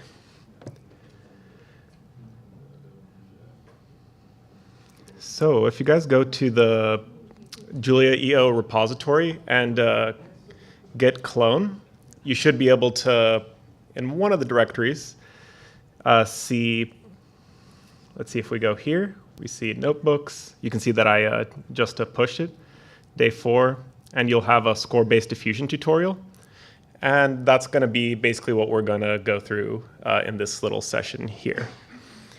So before jumping straight into the code, just to give you at least a little bit of background on what you're going to be doing and looking at, I want to give a brief overview of score matching. So this is let's say the stochastic equivalent of what was shown by Alexander earlier on finding a flow field. But let's say the stochastic version of a flow field. And the way that it works is actually pretty elegant and subtle. So it's not obvious how all the things that I showed before in terms of generating new images, how that really works underneath the hood. And I hope to unveil that a little bit with this tutorial. So the starting point is that you represent your data set as an empirical distribution, as shown here. What this distribution represents is if you have some data set, it just means that you just pick out one of your images at random uniformly. So if you have 10 images in your data set, this distribution says, okay, pick a number 1 and 10. If you get 3, you draw the third image. And so that's the first representation of our data. The next step, and this is where diffusion models get their name, is that you add noise to these delta functions. So if you have an image, you add Gaussian white noise to every single pixel. And that data distribution instead, not just the original image, but the corrupted noise version of the image, which is now generative, because you take an image, there's many different kinds of random noise that you can have now, is represented by the following Gaussian mixture distribution. Okay, so first step, just take your data, think of that as an empirical sample. Second step, corrupt it with noise. And you see there's a sigma there. That's the amount of noise you're using to corrupt it. So as sigma goes to 0, you produce your empirical distribution. But the power of generative models is that you always have this regularization parameter. And it's critical to getting anything to work. And here we get to the score function. So the score function, this mysterious thing from the score-based diffusion model, is just the gradient of the log of this probability density. And because we wrote it down, it's a sum of Gaussians, we can actually write down the score function analytically. And then what we do is we minimize the discrepancy between this analytic formula and a neural network. Now, the first thought you may have is we have an analytic formula for the score function, so why do we need a neural network at all? Like, we already know the answer, we wrote it down. And the reason is subtle. It's because this function here is very wiggly and very irregular, whereas neural networks, when they tend to learn a function, they start off smooth and then they add complexity later. And this whole procedure of training a neural network from going from something very smooth to something very irregular when you overfit data needs to be stopped at a special time in order for you to get, let's say, the most parsimonious solution to the optimization problem. Okay, you need to avoid overfitting. And it's this avoiding of overfitting is the reason why neural networks work so well at producing new data samples. Neural networks don't just produce your original image with noise added on. They produce new things. And part of that is because of this implicit regularization. Another subtlety is that you don't minimize the discrepancy between your neural network and that analytic formula. What you do is instead create a stochastic formulation of the same optimization problem. And that's because, well, with neural networks, apparently adding more noise makes things better from optimization. You find smoother things sooner. So this is another subtlety. Just to give you an example of what I mean by those different functions and what the neural network actually finds, here I'm showing an example of both the exact solution to the minimization problem, which is that Gaussian mixture, the sum of Gaussians, an exact score function, as well as what the neural network finds when you train it sufficiently well. So I'll describe what the different curves are. The red curve is the exact solution to the score function. So for one dimension, it turns into just a one-dimensional function. In 2 dimensions, you're finding a vector field. And for images, you're finding an operator like a Laplacian or biharmonic, etc. So the analytic score function is the red. The wiggly orange thing is the exact minimizer to the denoising score loss, the thing that the neural network is trying to find but never does. And then the blue curve is what the neural network actually finds when you do the gradient descent on the data. And you see that the blue curve is closer to the red one than the wiggly orange one. And that's part of the magic of why diffusion models work. It doesn't actually find the minimizer, but finds something actually closer to the thing that you actually want. So it's very subtle why these things work. Okay, so the other thing, because one of the themes of this whole workshop is generative AI and various aspects of generative AI.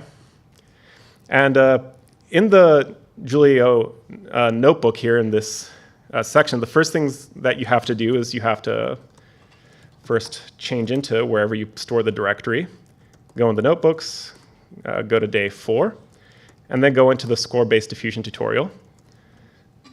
You have to do Julia-project, and then you instantiate the project to download all the packages. And there are a few packages here just to start running. Oh, yes? I had some issues with 1.12. Mm-hmm. So maybe it's better to use 1.10. Yeah, oh, thank you for the suggestion, Alexander. Yeah, please use 1.10 for this tutorial.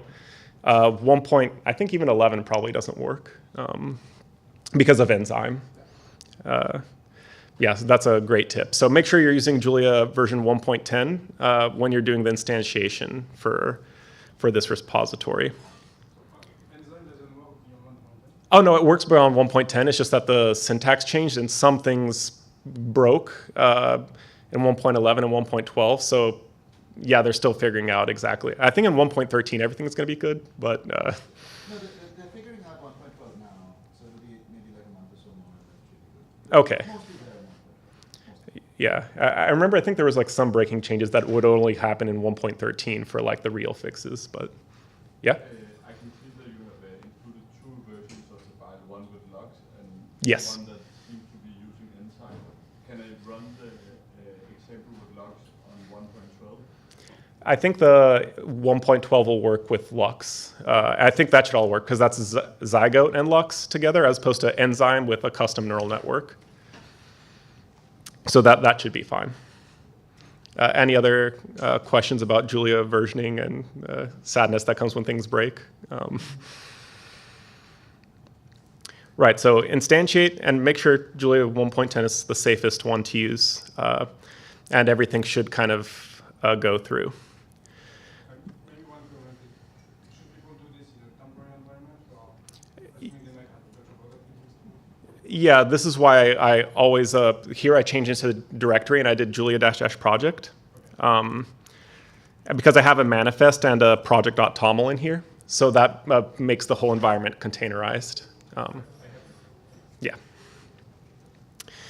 Yeah, so yeah, and instantiate in Julia 1.10. As you see, I'm using version 10.10 here, and everything seemed to be fine.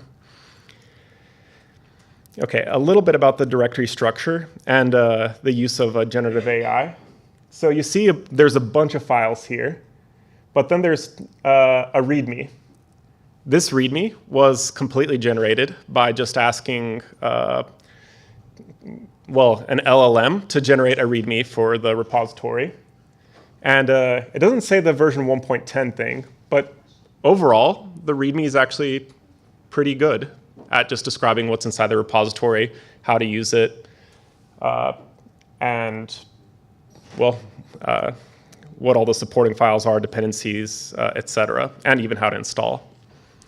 So, part 1, README for this completely generated with Composer. Part 2 of what I'd use generative AI for.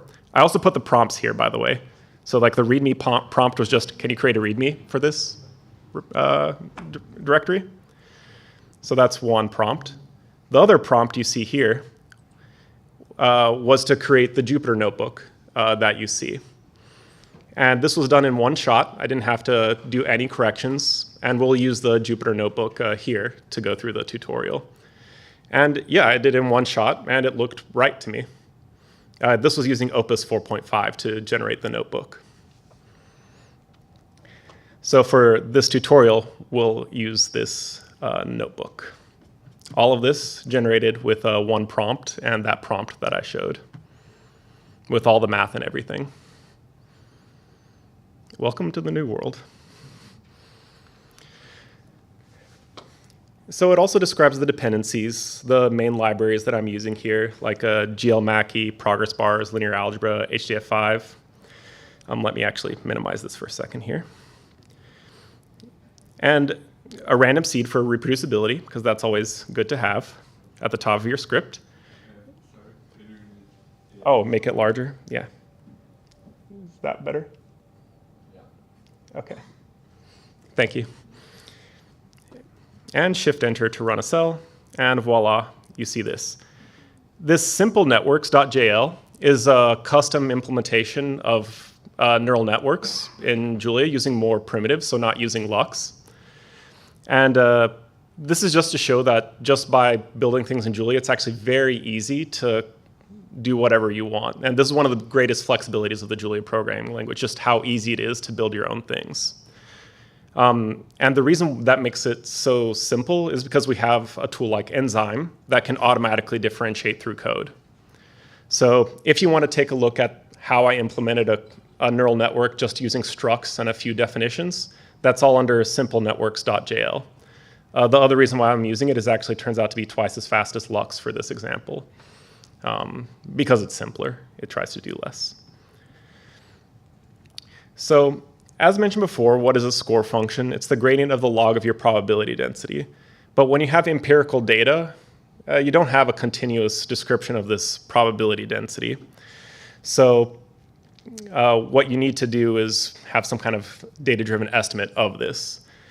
But because I also was in the process of generating the data, I could actually choose analytically what the score function was and draw samples from this distribution. And so the target distribution that we're going to be trying to learn in this little tutorial in this case is given by this potential function. So, and this potential function leads to this probability density.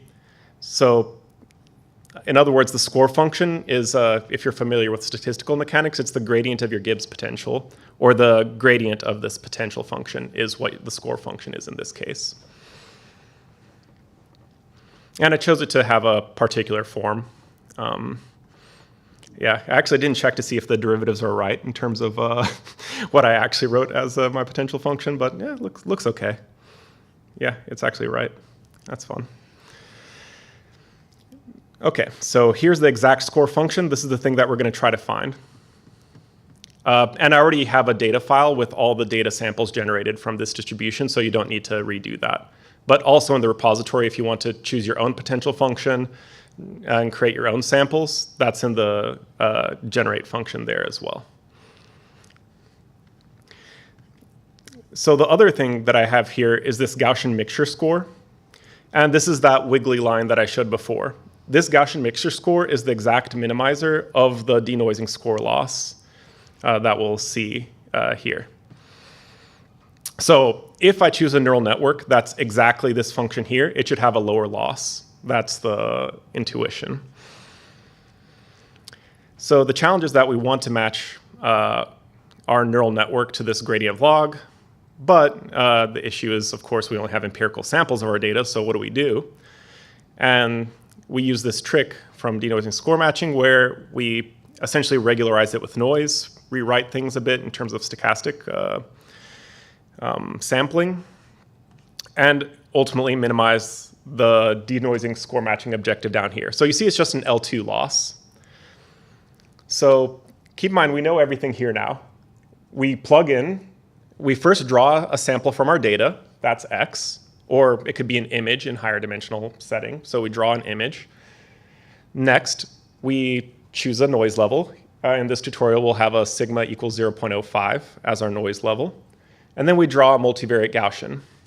So we draw two things, one data sample and one multivariate Gaussian. And then we minimize the difference between our neural network and the noise. There's a bit of math that goes between what I showed before and here, but it is actually just math, which is nice.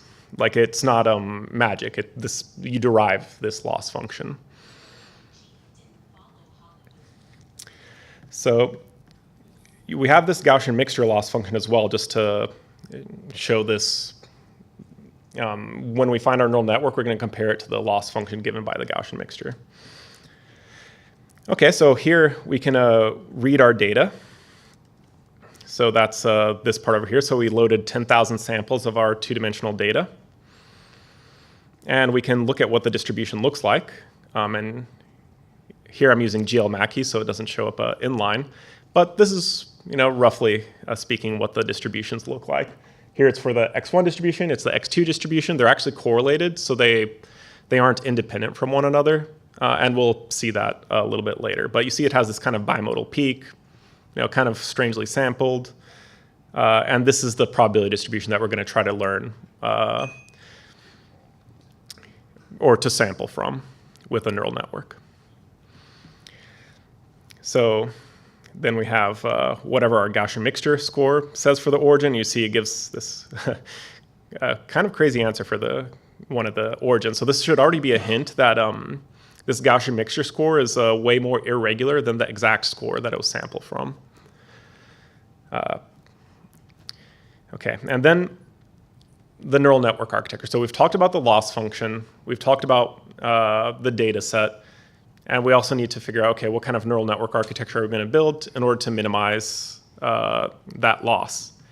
And here I have essentially a feed-forward neural network with linear bypass. If you don't know what that means, it doesn't quite matter. It's basically just a multi-layer perceptron, or one of the most basic types of neural networks that you can define with a swish nonlinearity.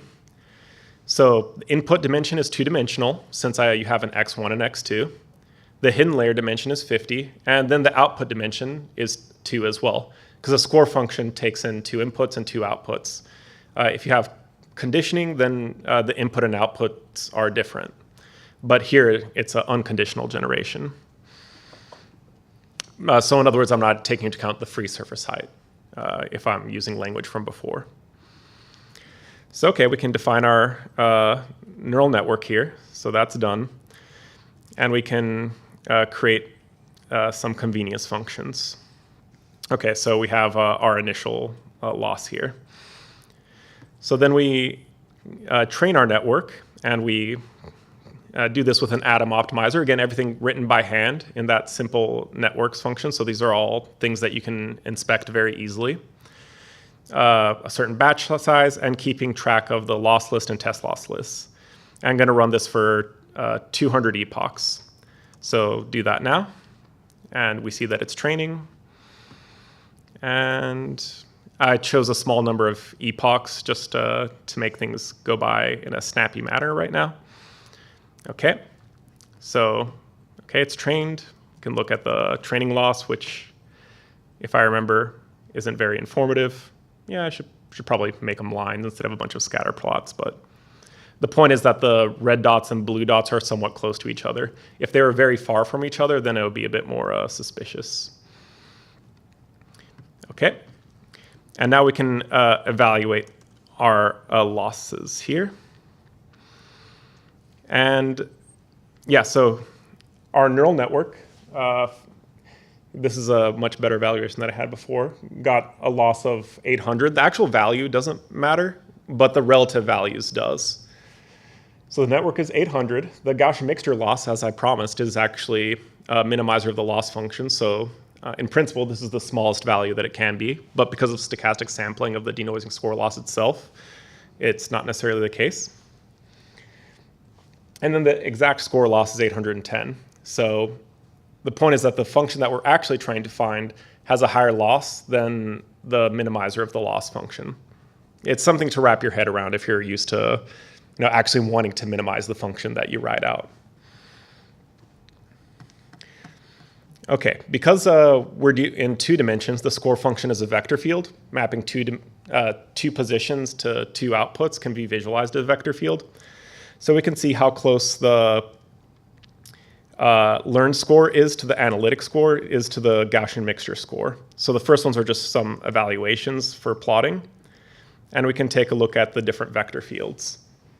So the neural network learned the vector field on the left. The Gaussian mixture field basically looks like a bunch of little arrows. Essentially, the little arrows almost point to each data sample that you have. So visually, you can almost see where those 10,000 points are sampled. And then the one on the furthest right is the exact score field. The point is that the neural network doesn't exactly look like exact score field, also because we just didn't train long enough. But it does have one important feature, which is, and I'll say this out loud here. You see that a bunch of things are converging over here. And you see that a bunch of things are converging over here and mirrored down here. The neural network is missing those points, but it just hasn't been trained long enough. There aren't a lot of data samples in those regions. But nonetheless, we'll see that even if it's not doing it perfectly, a lot of the statistics are matching quite well, even with this score function. And that's because score functions are the gradient of the log of your probability density, and learning a gradient is harder than learning the actual probability density. So when you draw samples for something that's, let's say, incorrect, because you actually care about it integrated, it smooths it out a bit, so you don't need to be exactly correct with a gradient of the log of the probability density. And we can also look at the heat maps of the score function, just to take a look at the vector field in a different way. And we see that, maybe I need to change the plotting ranges a little bit, but it's roughly dark where it should be, roughly light where it should be. It doesn't have very many samples at the very edge, so it's going to get the tail statistics wrong. That's what it means to be wrong at the very extreme points, like x equals +2 or -2. And then comes the sampling part. So now we have our score function, we have this vector field. How do we draw samples from it? And there are many ways to draw samples from it. One was similar to the one that Alexander mentioned earlier, where you try to create this mapping from a distribution you like, typically multivariate Gaussian, to the distribution that you want, something coming from your data. And that's one way. And in the context of diffusion models, that's the reverse diffusion process, which can also be reformulated as a flow matching problem as well. So you can also do it deterministically once you have the score function. But another way to draw samples is actually just to evolve this stochastic ODE forward in time. The reason why people don't do this in practice is because it just takes longer to draw independent samples. So reverse diffusion is a more efficient way of drawing samples from the data distribution you care about. This works, but it's more inefficient. And here I'm doing the typical stochastic ODE hack of where I take the deterministic part to be Runge-Kutta 4 and then just slap on the noise at the end. And this is a nice stable way to run a stochastic ODE forward in time. And then, well, we can run our Langevin equation forward, draw some samples. Let's see, how many samples am I drawing? I'm drawing 1,000 samples after 1,000 time steps of time step size delta t equals 0.1. And then I can compare the distributions. And here there are some caveats. Again, I didn't write any of these caveats here. These are all generated by Claude. But, it's roughly the right things to look out for. And I can look at the samples generated. And you can see that the original is in the red, so the overlap purple is what we're trying to get maximized. And then the generated samples are in the blue. So it doesn't quite capture the bimodal structure, but you can just by eye see that the mean and variance are probably about right, just by eye. So that's another thing that you learn about using these diffusion models. They tend to get lower order statistics right first and then higher order statistics right later. And we'll see that quantitatively in a second. So if we actually look at the mean and covariances of our generated model versus the original exact data set, we get the original mean should be 0, but because of finite sampling effects, it's about 0.01. You see that the diffusion model is about an order of magnitude higher in terms of that, but again, also less samples, so that might be a part of the issue. But the generated covariance of the diffusion model, if you just look at those numbers in the matrix, are actually pretty close to the covariance of your data set as well. So the variance of the x1 variable was about 1.2, and you see that the neural network gets the same value. And the anti-correlation between x1 and x2 is also captured. Negative 0.5 is what the neural network produced, and the original was around 0.4. So even with this super fast training, very small network, and let's say expedited little hands-on tutorial here, we see that score matching can even be done on the CPU very quickly for these low-dimensional distributions. So to review, what we learned was what the score function was, what denoising score matching is, how neural networks can approximate the score function, and how do we use Langevin dynamics in order to do the sampling. There are several extensions that people can do, including the reverse diffusion process. But overall, this gives you kind of the basic ideas of what score matching is, how it's done in practice, and then doing further extensions to images or conditional distributions is a straightforward extension of what you've seen here.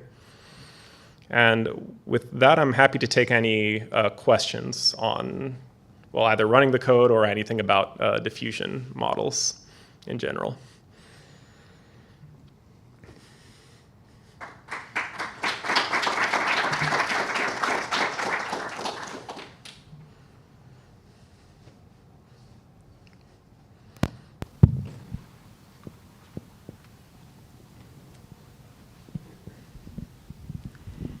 Thanks, Andre, for this great tutorial.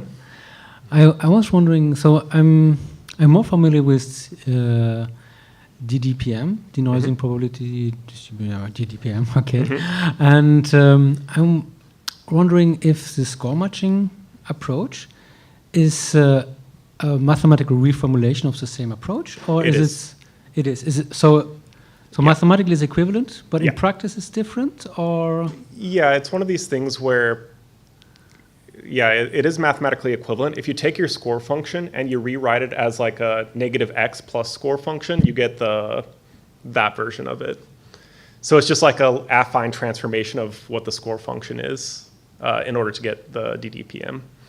Okay. Okay. Yeah. So and the additional thing of the score is that you have Yeah, this it's new like a interpretation? x plus score or negative x plus score is if you just rewrite things that way, like your score function equals negative x plus neural network, instead of trying to get the neural network to directly represent the score, then you get the other formulations. Okay. And then there's affine combinations of them that look very similar to the flow matching that you've done as well.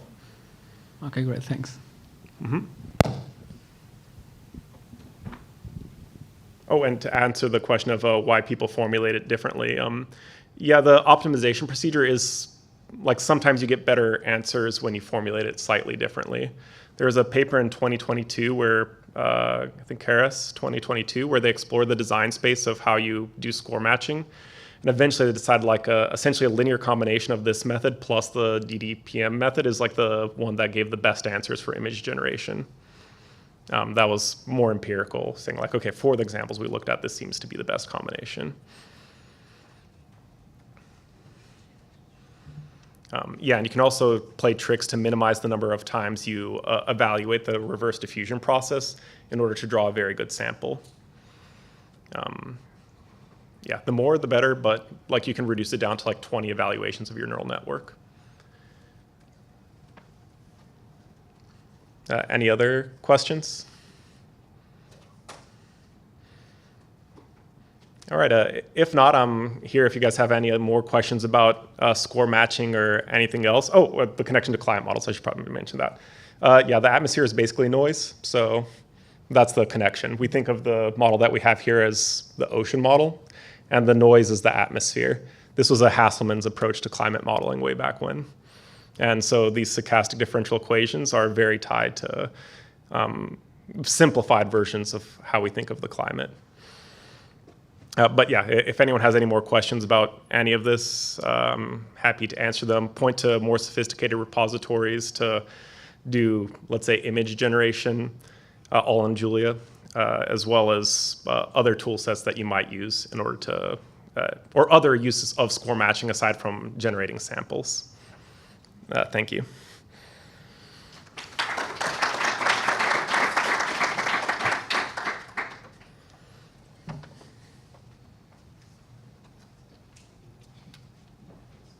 That concludes the next 3 sessions. We'll now take a coffee break.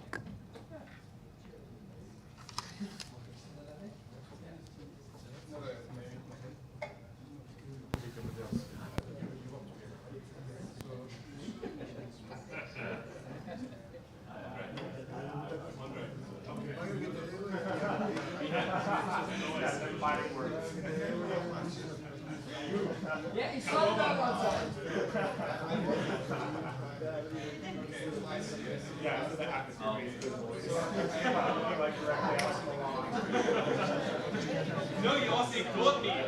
You also considered me to be noise. Well, for the atmosphere, the ocean is basically a constant, so... Yeah, exactly. Which way one of you? Why did you symbolize something? Just about it.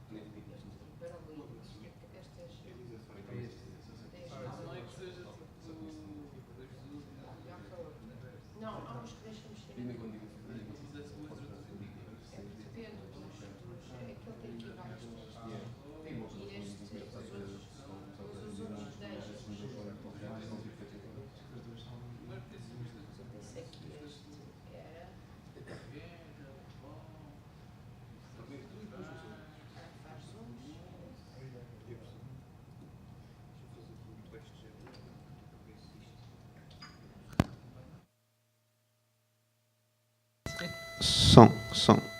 Olha o ruído aí. Filha da puta.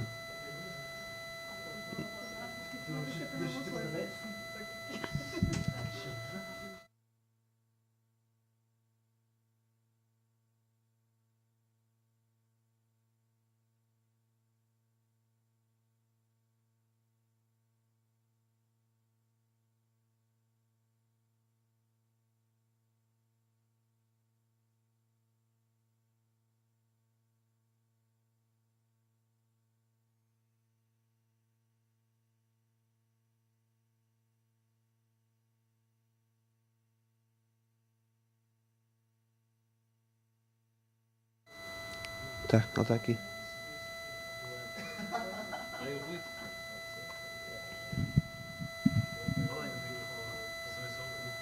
Som, teste, som, teste, som.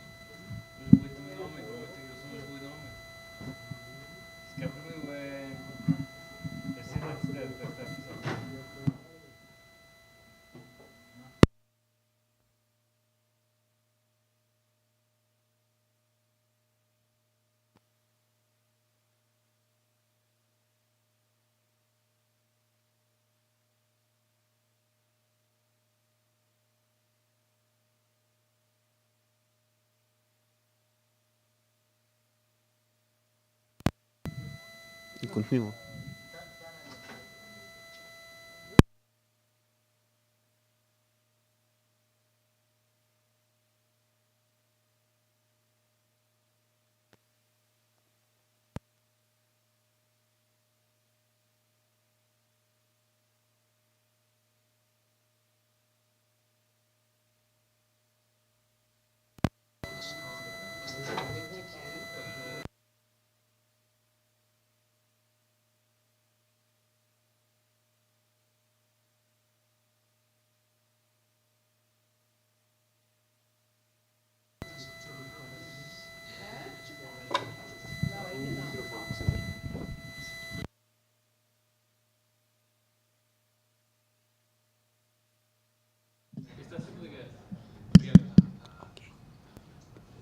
Now it's the time for hackathon by Sir Gail Foggett on marine heat wave tracking and analysis.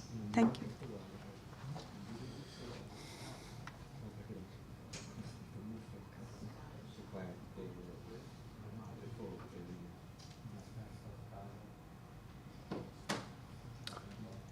All right, so this is the beginning of the last session of the day. What I'm going to show you is a hackathon in the sense that a hackathon for the next few months, more than for this night. Because if it had been at the beginning of the week, it would have made more sense to try and give tasks that we had time to do since we've already run out, I'm more going to motivate the problem and tell you about aspects to this that I want to work on in the next few months and opportunities for you to contribute if you're interested in doing so. So, I have one thing I need to go and show you, but let me start with my slides. So there's a version of these slides that are in the GitHub repo. I will update this later. There's been a few updates here. All right, let me start with who has heard of marine heat waves? Anybody? All right, okay. So marine heat waves are a phenomenon that essentially means an extrema, a maximum in ocean temperature. And this is something related to global warming. But it's also related to events that are extreme. And so it's kind of a combination of weather and climate in some way. I'm involved with a couple of different projects that have to do with this. And so to demonstrate what a marine heat wave might look like and what the scientific questions related to them are, I'm going to use these pictures that I borrowed from Wenhui Zheng's paper that's currently under review. As a side note, Wenhui is just graduated his PhD and is about to start a postdoc with me at MIT on these sort of topics in relation to the eco reanalysis. And the other authors here are Yuan Song, who is a postdoc working in my group, Tom Hain, who was the PhD advisor of Wenhui at Johns Hopkins University. So I should have annotated this maybe a little more, but on the left, you have, I don't have a pointer, do I? Probably not. All right. No. Okay, so these maps at the top sort of show you what a marine heat wave might look like. So these are anomalies of sea surface temperature. You see these big red blobs? That's what we're after. There's two different maps at the top.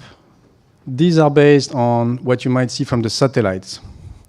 Sea surface temperature. We are able to produce maps of these quantities since the early 1980s in a way that's very routine and robust because of the satellites deployed by NOAA and other institutions. There's two time steps here, if you like. So this is a marine heat wave that's lasted for almost 2 years in this instance. The reason I've selected those two time steps is to highlight that the red blob, right, is really evolving in space as well. So it's a bit of a complicated phenomenon. It's not just something steady that's just warm and stays there, right? And that's because it's the ocean, so everything is moving around. Specifically, there is a current going east in this region. So it's a topic where we want to be, first of all, able to track these sort of anomalies through time and build a time series of kind of overlapping polygons, for example, or overlapping maps. So that's what I mean to represent there. The second line, this is the subsurface expression of this. So they are not phenomena just at the surface. They actually cover a certain depth. So that's another aspect that we need to worry about, the depth component. So in the way we approach this, we want both the SST from satellite, but we also need access to data sets that resolve the 3 dimensions. And in this case, the plots are based on a extension of the ECO4 reanalysis that you have heard about a few times already.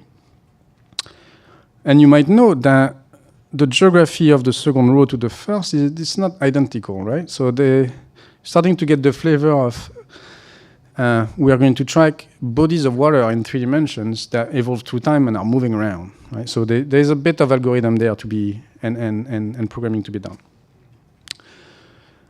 The bottom row sort of reflects that. So this is based on particle tracking. what we did is he initialized virtual particle in a flow field, again from the ocean analysis, and tracked them backwards in time. This allows us to start to build the history of this marine heat wave in 4 dimensions, as I just described, is needed. And the last piece is what's on my left, your right, over there, of the plot. The real scientific question about these, beyond the algorithmic difficulties of trying to pin them down and understand their structure and how they evolve, is what mechanisms actually regulate these things. So we want to be able to have a heat budget of them, right? So there's a need for a source of data of this sort. And so one of the big innovation in this study is to be able to do the heat budget in this moving framework following the particles, and on top of that, in anomaly space, because it's a heat budget for an anomaly. So there's a few fun aspects to the equations. So that's the setup.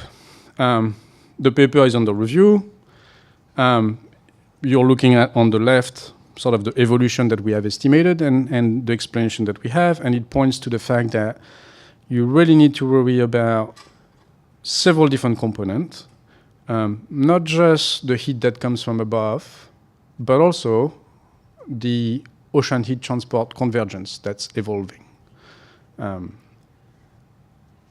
Now, the topic of the day is how do we do all of this in Julia, right? The workflow that when we developed is in Python. He has great tools for this.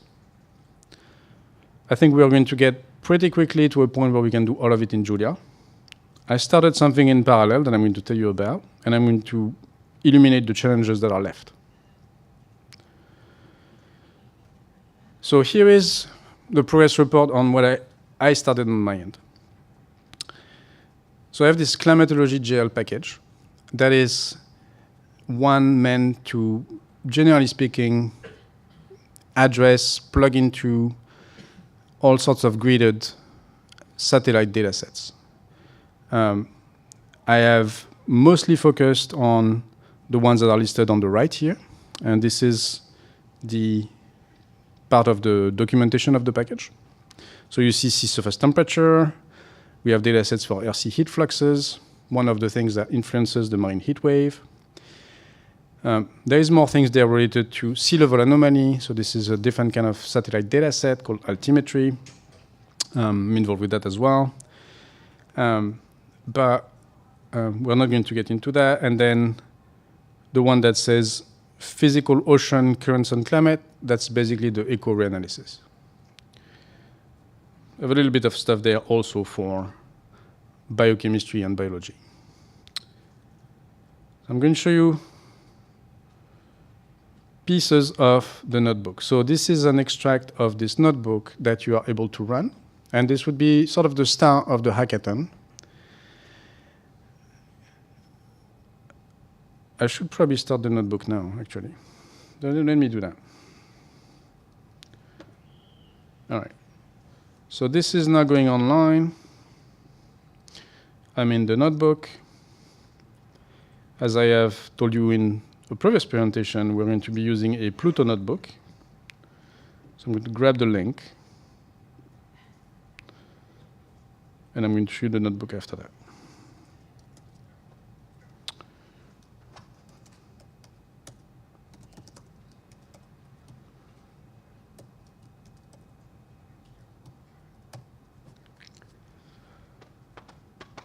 All right.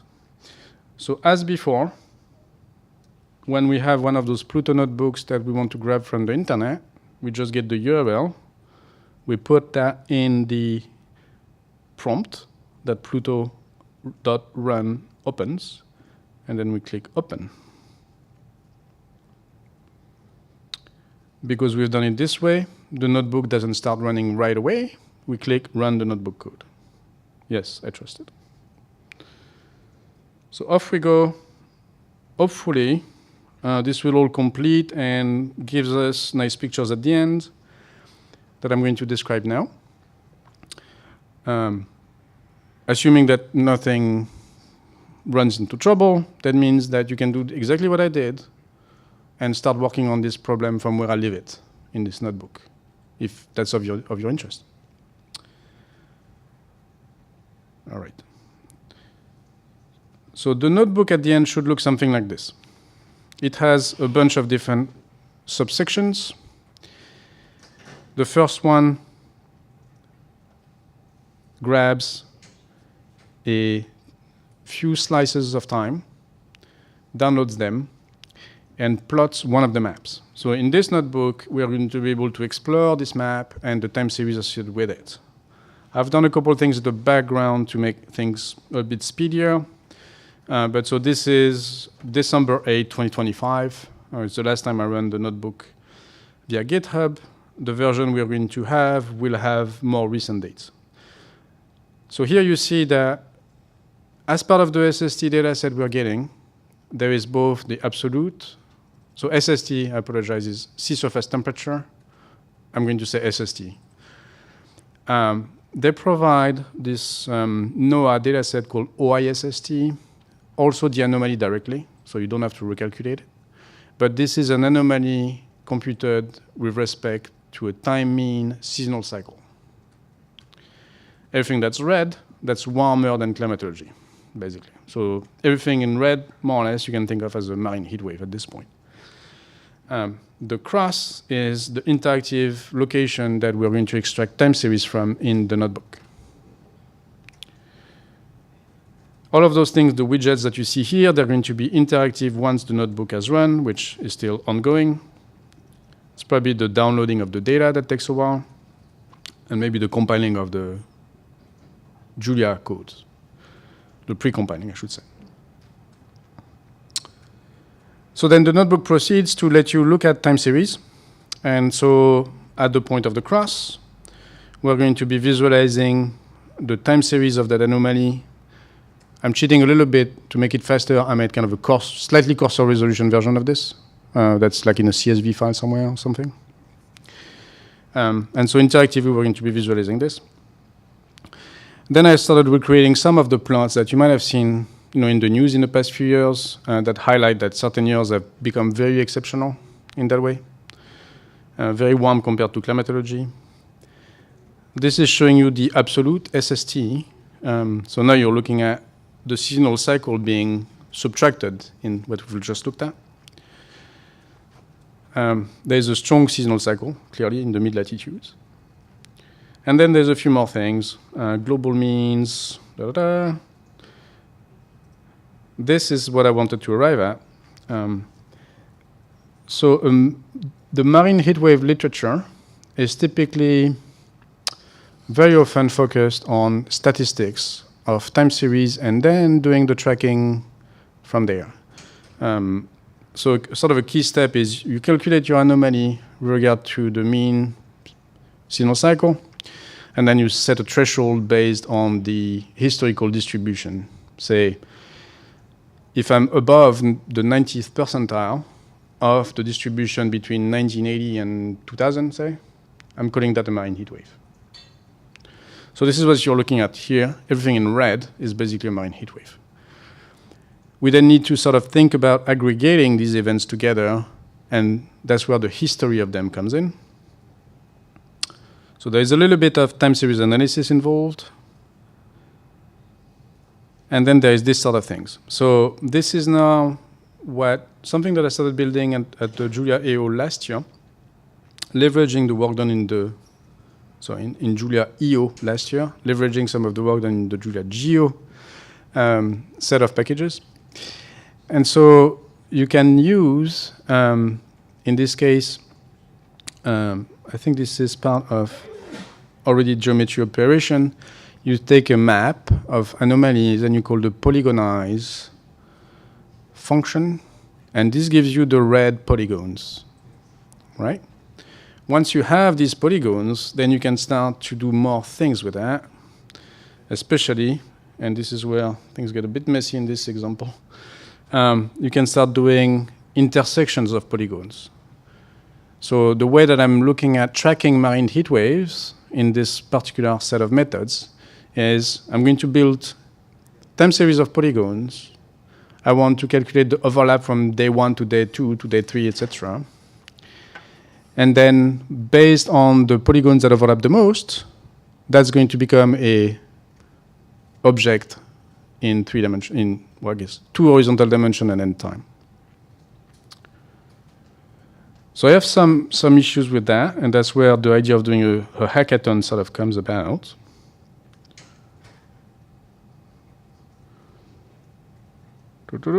Okay, I think this is probably, oh, all right. Might be a little issue in this plot.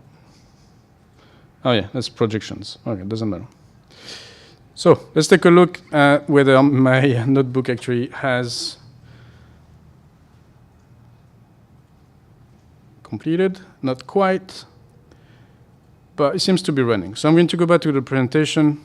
I want to try and get to the point in this presentation that you know you can go look at the notebook and get started from there.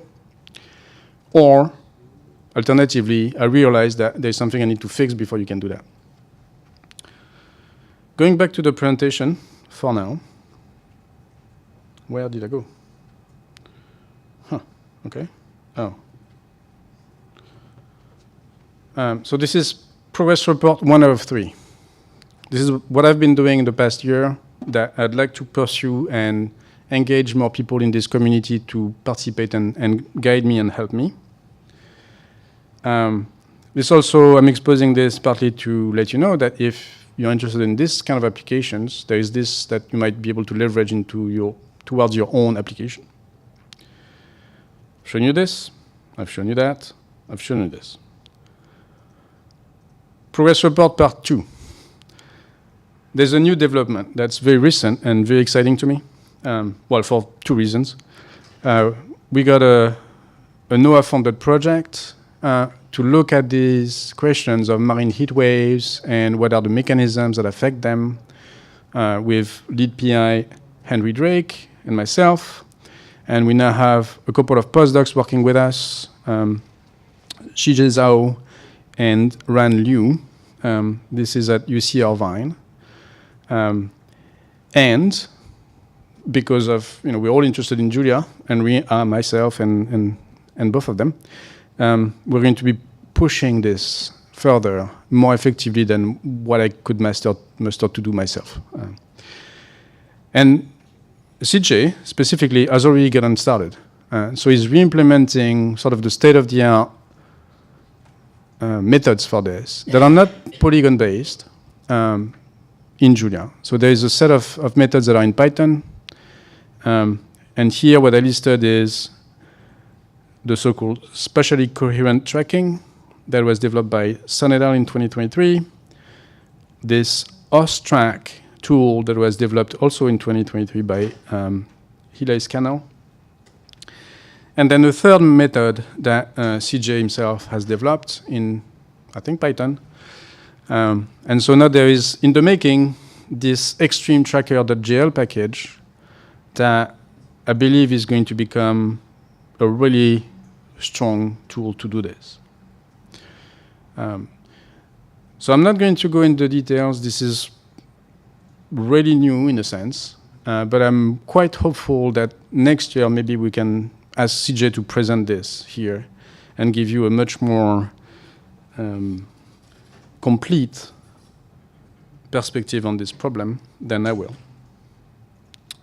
So if you're interested in contributing to any of these packages, Climatology GL, or in this case, Extreme Tracker GL, do reach out.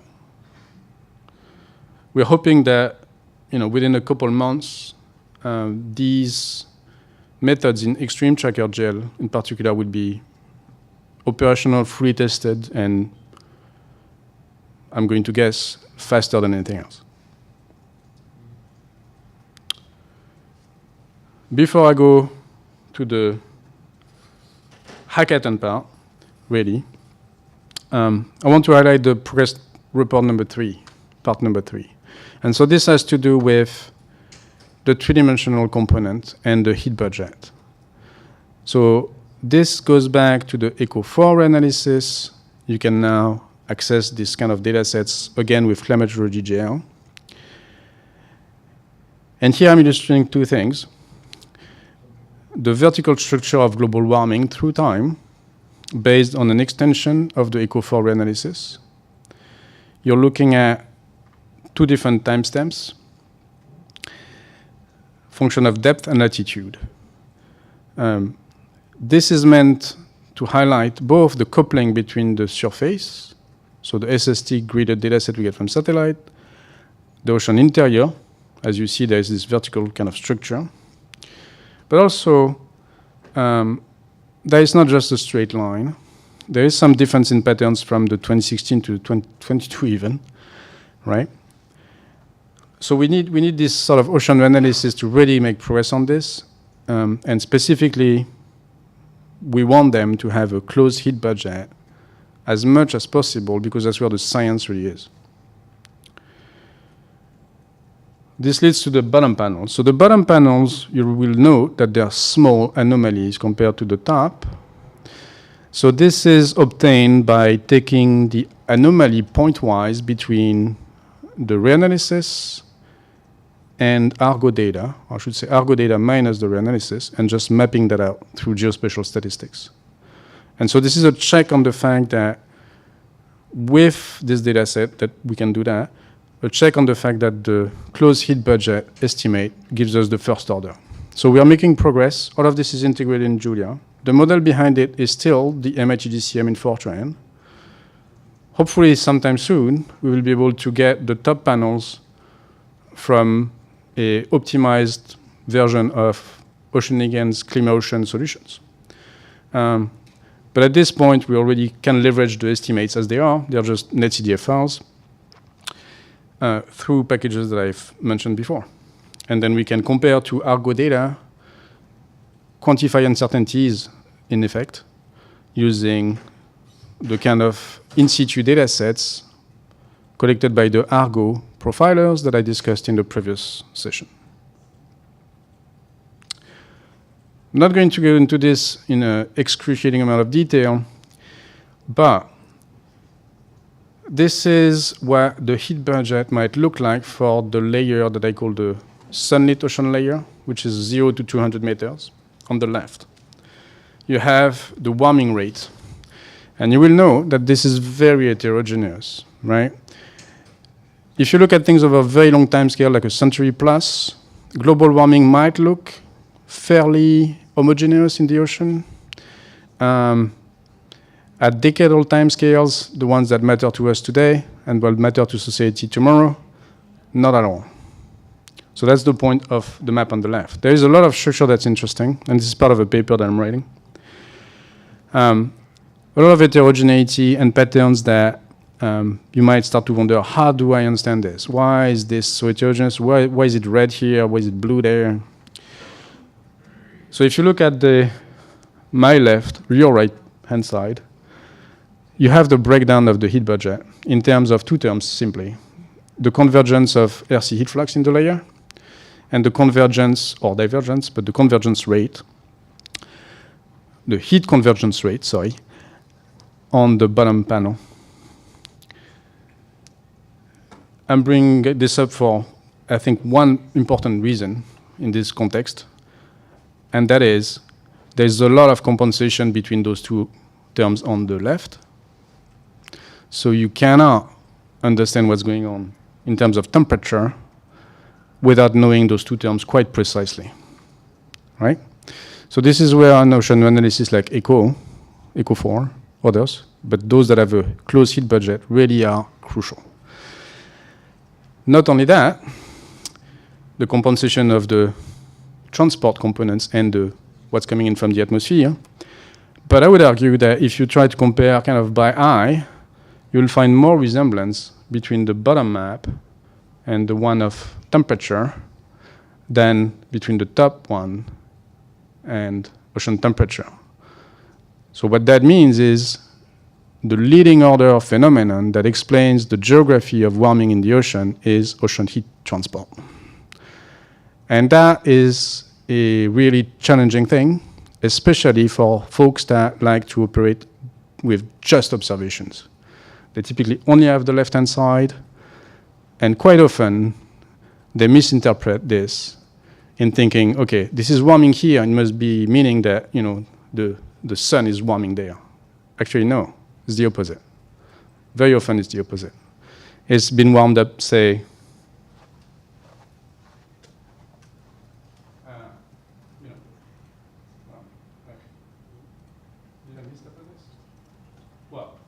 I'm not going to try and pinpoint a specific region. But the typical scenario is the atmosphere dumps it somewhere, the ocean transport move it elsewhere, and that's where it ends up warming the most.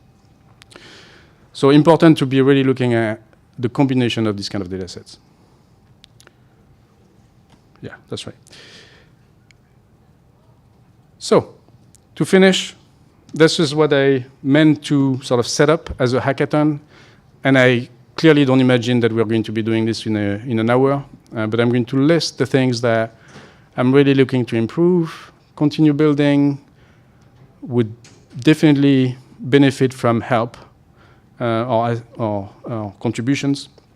So I want to consolidate all of the polygon workflows that I've started building. I still have issues or uncertain, I'm uneasy with certain operations related to polygons in the area differencing and things like that. We came across an aspect which was the polygonized method doesn't seem to always generate valid polygons. And so once you start differencing them, sometimes it croaks. I have not yet built the time series of overlapping polygons for that reason. There's a couple of always fun to deal with aspects. One is, when you look at the planet from the perspective of polygons, you might wonder, well, what do I do when I go from minus 180 to 180? I need to basically reassemble these two things as the same, right? They will be naturally divided by the method. So I'd like to know if we have methods currently to do this simply within the Julia ecosystem. This kind of analysis where I'm tracking polygons and so on, I would like to be able to do this in the Arctic Ocean as well. And that means there is the singularity of the North Pole. So we cannot work in lat long, generally speaking. I've learned this week that in Geomachy, maybe, there was a 3D spherical interface. I'm wondering how we might have made progress or not at this stage with regard to things like polygonize and polygon differences in this context. Then, in relation to all of this, I did a little bit of a quick development in my mesh arrays package to build in these polygon logics by creating this poly array structure. And that's partly rooted in the fact that I was struggling with a couple things, such as when I read in GeoJSON and when I read in shapefiles, they're both great. The data structure that I expose, but they don't have the same level of nesting. Sometimes there's missing values. Sometimes they're in float 32. And that leads to issues. So I created this thing. It's not ideal. It's more of a patch until I find from the community a better solution. But in the meantime, I'd like to think about, can I at least make this compliant with the geo interface? So that's one thing that a lot of people here could guide me with. I'm going to now move on to some of the other topics I would like to submit to you as interesting to try and work on. So this is something we were talking about at the coffee break. I have built these interfaces to a lot of ocean observing systems. I think I have another 5 minutes, maybe. So I learned that there is a glider database with some of the colleagues here, and I think we're going to build a nice little simple interface to that. So I'm really excited with this development. I want to also acquire more models in the context of mesh arrays and climatology GL. I'd like to pursue the conversation with Anshul and Alex that we have kind of already talked about a little bit, which is to apply and integrate with the disk arrays and pyramid scheme packages. So build some integration and some interface between this and the sort of model output that I showed you in the movie with the high resolution model before. Seems like it's a relatively low-hanging fruit and something we might be able to. I mean, we're not expecting, I guess, major hurdles there, so I'm very excited with this. And then similarly, I was very inspired by some of the work that was presented before, where you were doing an interface to kind of a complicated data set with custom formats and all of this, and exposing it in the common data model way. So I'd like to try and think to do that with the run folders, the run directory of models. So the idea would be to be able to look at, okay, I've run MIT-GCM, or I've run, in fact, Oceananigans, generated a bunch of files from that. I just want in one stop to access the whole thing and know what's in it, and be able to just click and select, okay, plot me this, plot me that. In the case of MIT-GCM, I know that model pretty well. I'm not expecting to need help on the understanding of that side, but I might reach out to ask about what do I need to do to comply with the common data model GL package. After this, I have a whole list of things that relate more to models.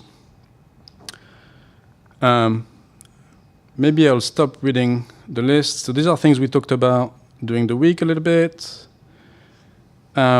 Specifically, I think mesh arrays can be a very powerful package in order to cross between models and allow simple comparison with consistent methods. So things like calculating ocean heat transport across 5 different models. That's a kind of a challenging thing to do. And it's something that, in fact, I'll present something about that at the Ocean Science meeting for those who are going there. We're working with the Mercator folks and the Copernicus folks to build intercomparison of reanalysis that way. I think the grid of Oceananigans, I'm almost there, because the NEMO model grid is very similar. But I think the indexing is maybe ordered differently. I think you guys start from the bottom, go up, things like that. So I'm hopeful that this won't be much of work, but I might run into a couple of unexpected hiccups. But I think once we have this, right, it's a pretty powerful approach in my mind, because, for example, of the Lagrangian simulations, the particle tracking that I was describing, that comes for free as soon as you're in this, right? So going through mesh arrays is something that I'm trying to promote with other models. I want to also build new extensions within the climate models GL's interface. I want to take one configuration like the one that was demonstrated today by Simone that will simulate the global ocean, and have that available as one of the curated configurations of Oceananigans within Climate Models GL, so that we can just tell people, just hit run, and that goes. I'd like to learn more about the output of Oceananigans. And for example, one of the questions I have is, how do I put together a heat budget for the solutions? Maybe some of this is very clearly laid out in the documentation. I have to admit I have not looked or tried to do that. Be fun to be able to use Oceananigans on the GPU on my laptop. And I think it was hinted at the fact that that may be not impossible. And then finally, something we want to do with our colleagues at MIT is, if we can build the MIT-GCM Fortran source code into a library, then we can start picking parts of it to integrate with other things. And so that, and the reverse, to be honest, I'd like to do the reverse too, being able to integrate some Julia plugins to the Fortran code, is something that I'm hopeful that in 2026 we might get started with. So, if you don't have anything else to do tonight, I have some ideas for you. Thank you very much, and I think I'm out of time. Please reach out to me if any of these things seem interesting to you, you want to spend some time on it, or you think it may be useful to your research, and we can develop new items in these frameworks. That's probably enough of me for today. So thank you very much, and see you at dinner.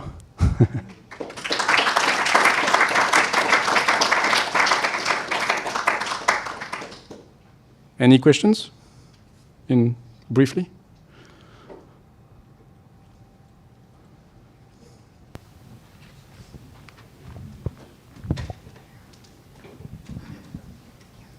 So the notebook did run, just by the way. Right? This is the version that ran, so it didn't blow up. Good news. You should be able to start from it. Sweet. Okay, so yeah, first of all, thanks for the talk. It was pretty interesting seeing sort of full workflow of this stuff. One sort of question I did have in mind, you mentioned that you had some issues with, for example, the anti-meridian and the poles and so on, right? So one of the issues there is that the data that you have is natively in latitude, longitude. Do you imagine that if you had data in a global grid system, like even a HEALPIX or something similar to that, would you think that that might help your analysis? Yes. And if so, like, I guess my question would be, what are the main benefits that you think it would bring? Right, thank you for that. Yeah, it's a very good question. So the short answer is yes, that would help a lot. Partly for that reason, even if this grid is very simple, I have an interface to it in mesh arrays, which itself contains a simple interpolation scheme to regrade to whatever. So I've already sort of built a way to go from this to a cube sphere, for example. You know, maybe people are going to think I'm crazy to do that, but the fact is the cube sphere has nice properties, and the HEALPIX would be similar, right? The advantages are that once you're there, for example, in the cube sphere, you can just do a stereographic projection, and you're back to 2D, and you work in that plane. For anything that's like, say, mid-latitudes and up, that just solves my problem right there. The only case that then becomes an edge case is, what if my marine heat wave or polygon of interest goes from the North Pole to the South Pole? So I don't think I'm going to have too many of those to be concerned with. So I think I can live with what I have now. But I would also love to see if, say, what's the name of the regrading package you're working on? No, conservative grading. But that's not the thing you want. Okay. There's another package which probably does what you want in terms of like going from one grid to the other. Okay. Yeah, no, I'm sort of building my own sometimes, sort of in the expectation that I realize soon enough somebody else has done something much better and I can just forget about it, what I did. But I'm also kind of guided by a timeline that's tied to funding managers and so on. So I'm always very interested to hear more about what's being developed. So don't hesitate to let me know if you think there's good solutions. Anybody else?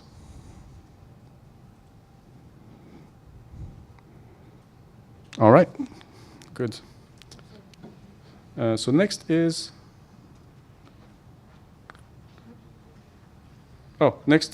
yeah. Nicholas. No, there's no one. Nicholas, no. Go, Nicholas. We have added a little 10-minute session, I believe.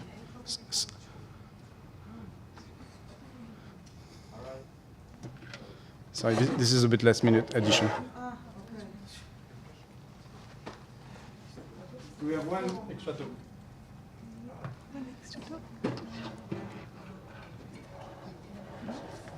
Thank you, sir.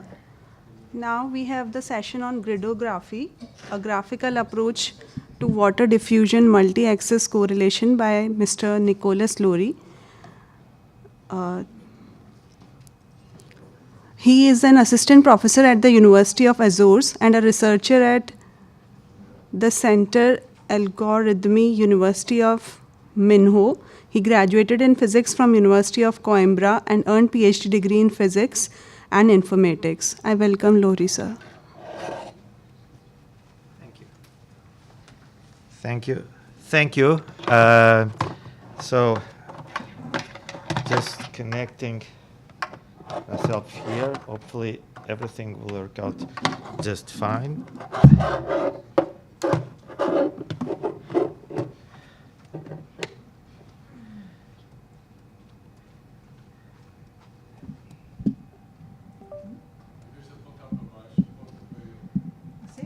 All right. All right. Can you hear me now? Yeah, that's great. All right. So I'm going to so I want to thank you for being here. Now.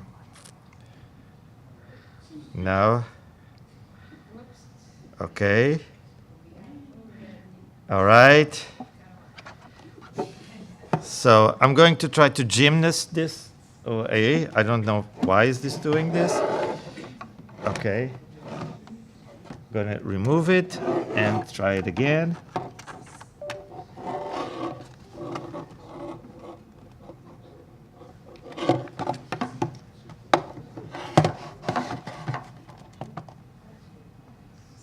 Source detected.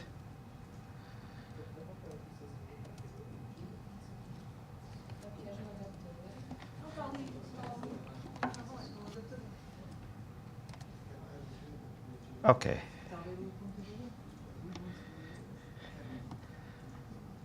So I'm going to try to remove this one and try to see if I can plug in directly this.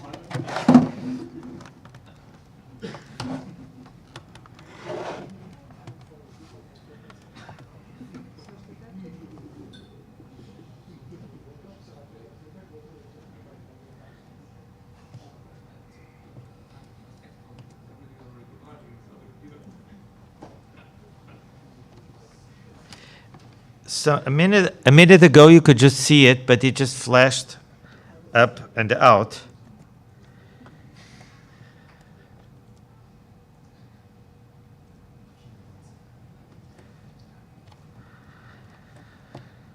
Oh man.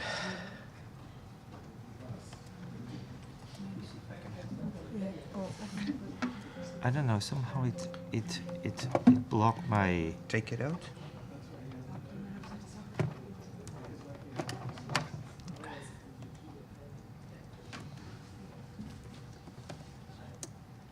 So now it should. Okay. Excuse me.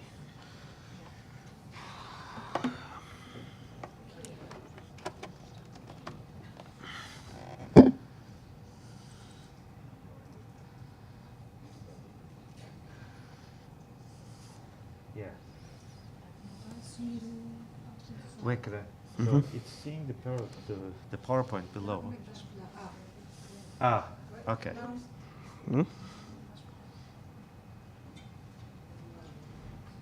Espera aí.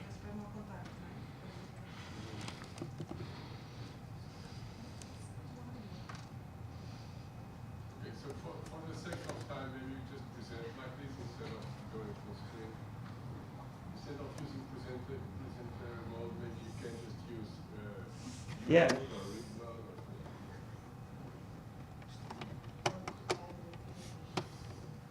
Okay.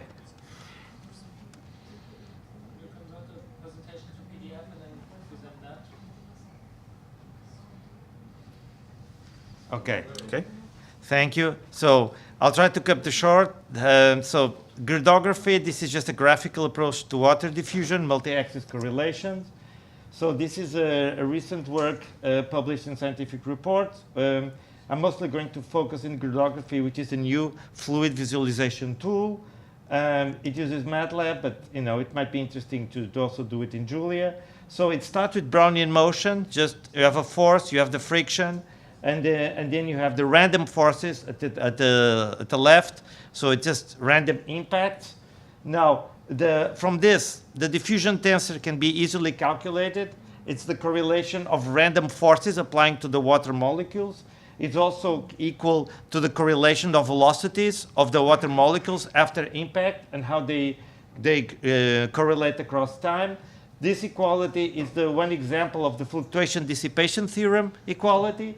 And so this is the diffusion tensor. Now, if you have the diffusion tensor, you can go into from water molecules to just a probability. So you have a probability of a water molecule being located at x with a velocity v at the time t, where the velocity is just a change of location, since you're talking about the molecules.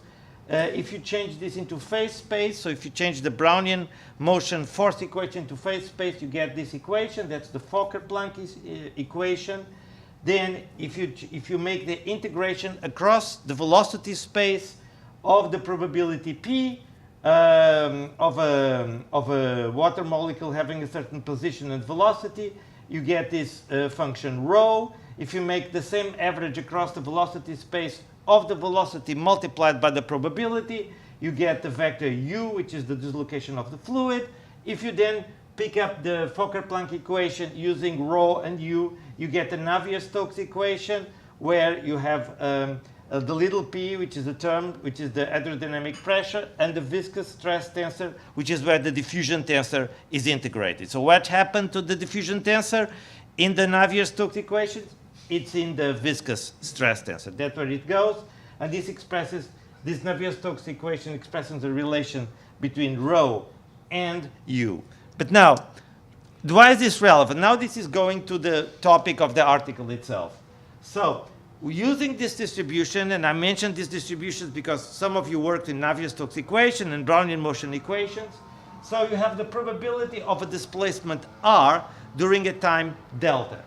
If you just have a simple material, which means that you only have a simple diffusion coefficient, then what you have is you have a single diffusion tensor, a 3x3 symmetric diffusion tensor. That's 6 parameters, which define an ellipsoid, which for Americans, it's an American football. So that's the rugby ball. And so that's a simple diffusion. You only have one direction. Now, for complex materials, then you have to sum within a voxel, that's a volume element, usually about 2 millimeters by 2 millimeters by 2 millimeters, from which the data is acquired. You have multiple regions, and you have multiple diffusion coefficient interaction types. So you have to add all this, and then the shape of the probability of displacement becomes more elaborate, where you have the image on the left, which on my left, your right, where you have a crossing fiber. These crossing fibers are going to be relevant because I'm going to be talking about diffusion MRI signal intensity. That's MRI's magnetic resonance imaging. So it's a type of brain imaging approach. And you have the magnetic field gradient. That's just simply the change of the magnetic field across a certain orientation. And you have a certain gap time, and you acquire the data. That's the data you acquire in a scanner. You put the patient in, he enters into the hole, and you get this data. That's the I data, which depends on G and little delta. But that's curiously, it's just a Fourier transformation of the probability of displacement across the same time delta. So if you make an inverse Fourier transformation, you can get those probabilities. Now, getting those probabilities is relevant because then you can start doing this. And this is already on the article. So this is from the article. So for different voxel locations, for each, say, 2 by 2 by 2 millimeters, you can have, sometimes you have one type, which is this. You only have one type, so you have lines going across. So that's a vector. There's a clear direction there. Sometimes you have two. Sometimes you have three populations, which means that you don't have each voxel, you don't only have a one direction, so you don't have like a single velocity. You have an axis system of velocities. That can be k equals 1, k equals 2, or k equals 3 as the number of axes. If it's k equals 1, then you just do it like simple lines. You get trajectories lines.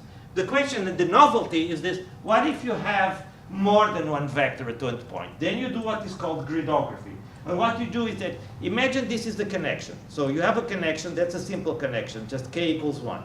Now imagine that you have also a different vector. This is one voxel, this is another voxel. So you have a different vector that points this way. Then k equals 2.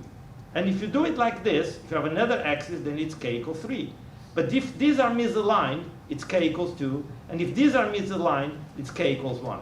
So it's not just the existence of the axis, it's how correlated, how parallel they are for different voxels. And then you get something like this, where if you have k equals 3, I mark it with a yellow edge, and if it's k equals 2, I mark it with a black edge. And if it's k equals 1, it's just a single line. Now, why edges? Because if you have k equals 2, it's a plane. But you have k equals 3, you have actually 3 planes that you define. And you make them different by the edges.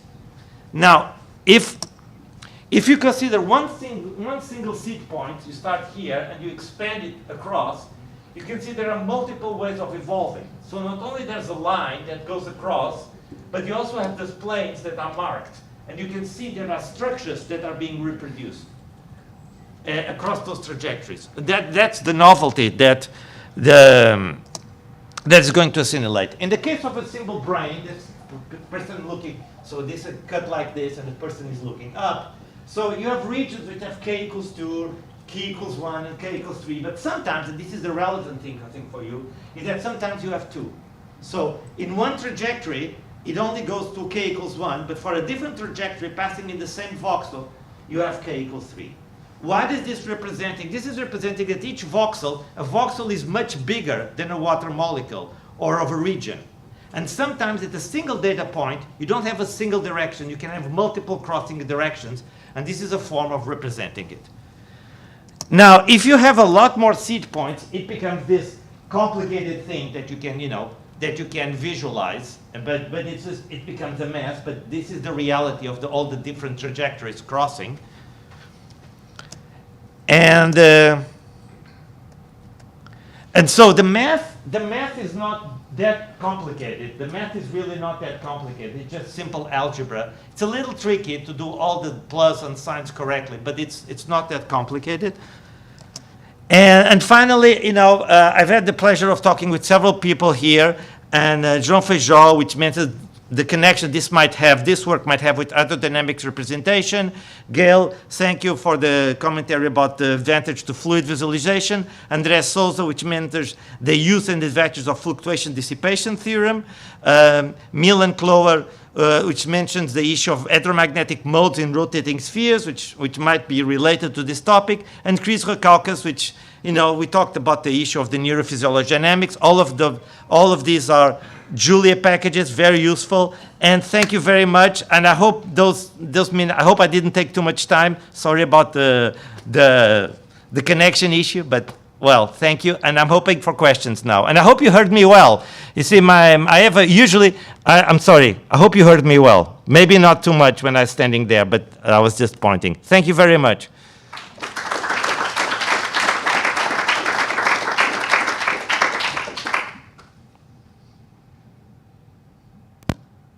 So if you have questions, I'll be glad to answer in the best way I can. Okay, thanks.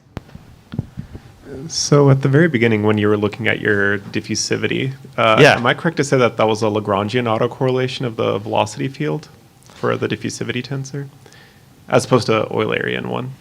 Because you're tracking the particle and... You mean this way or this way? This one?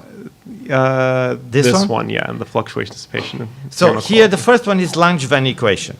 Yeah. So, but it's the Langevin equation. It's not just the friction term. It's also the random force term, of course. But it has an extra term, which usually doesn't appear, which is the gradient of the potential energy, and that means that there might be electric forces and there might be gravitational forces applied, and so that is the extra term. Now, the diffusion tensor is just to obtain out of the random force that exists in the molecules the correlation between the random force at a certain moment and the random force at a later moment, if they are still correlated, and that expresses the diffusion, the preservation of correlation. And then the other equation next to it is the same preservation of correlation, but for velocities. So that's what you get, and then you get this one, which is the Fokker-Planck equation, which is in phase space, which means position and velocity of the water molecules. Mm-hmm. That makes sense. Thank you.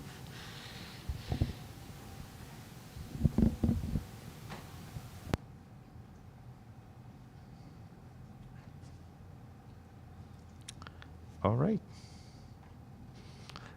Thank you.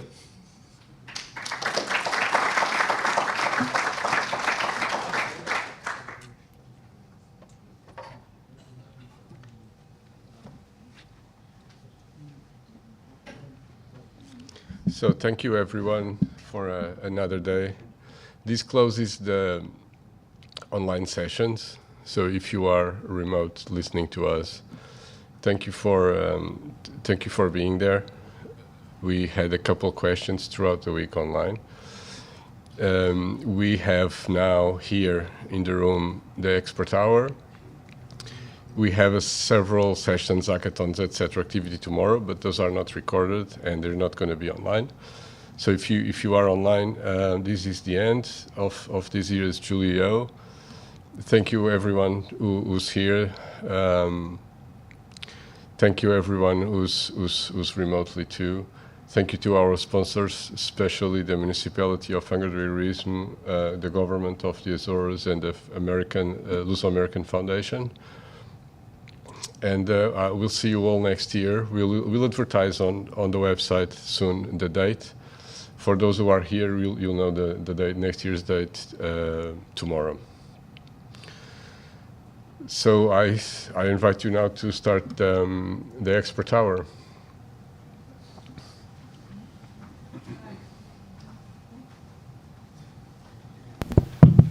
Yeah, and I'm just going to add to that. Thank you very much for the organizing team, right? Joe, Adriana, everybody. Without you guys.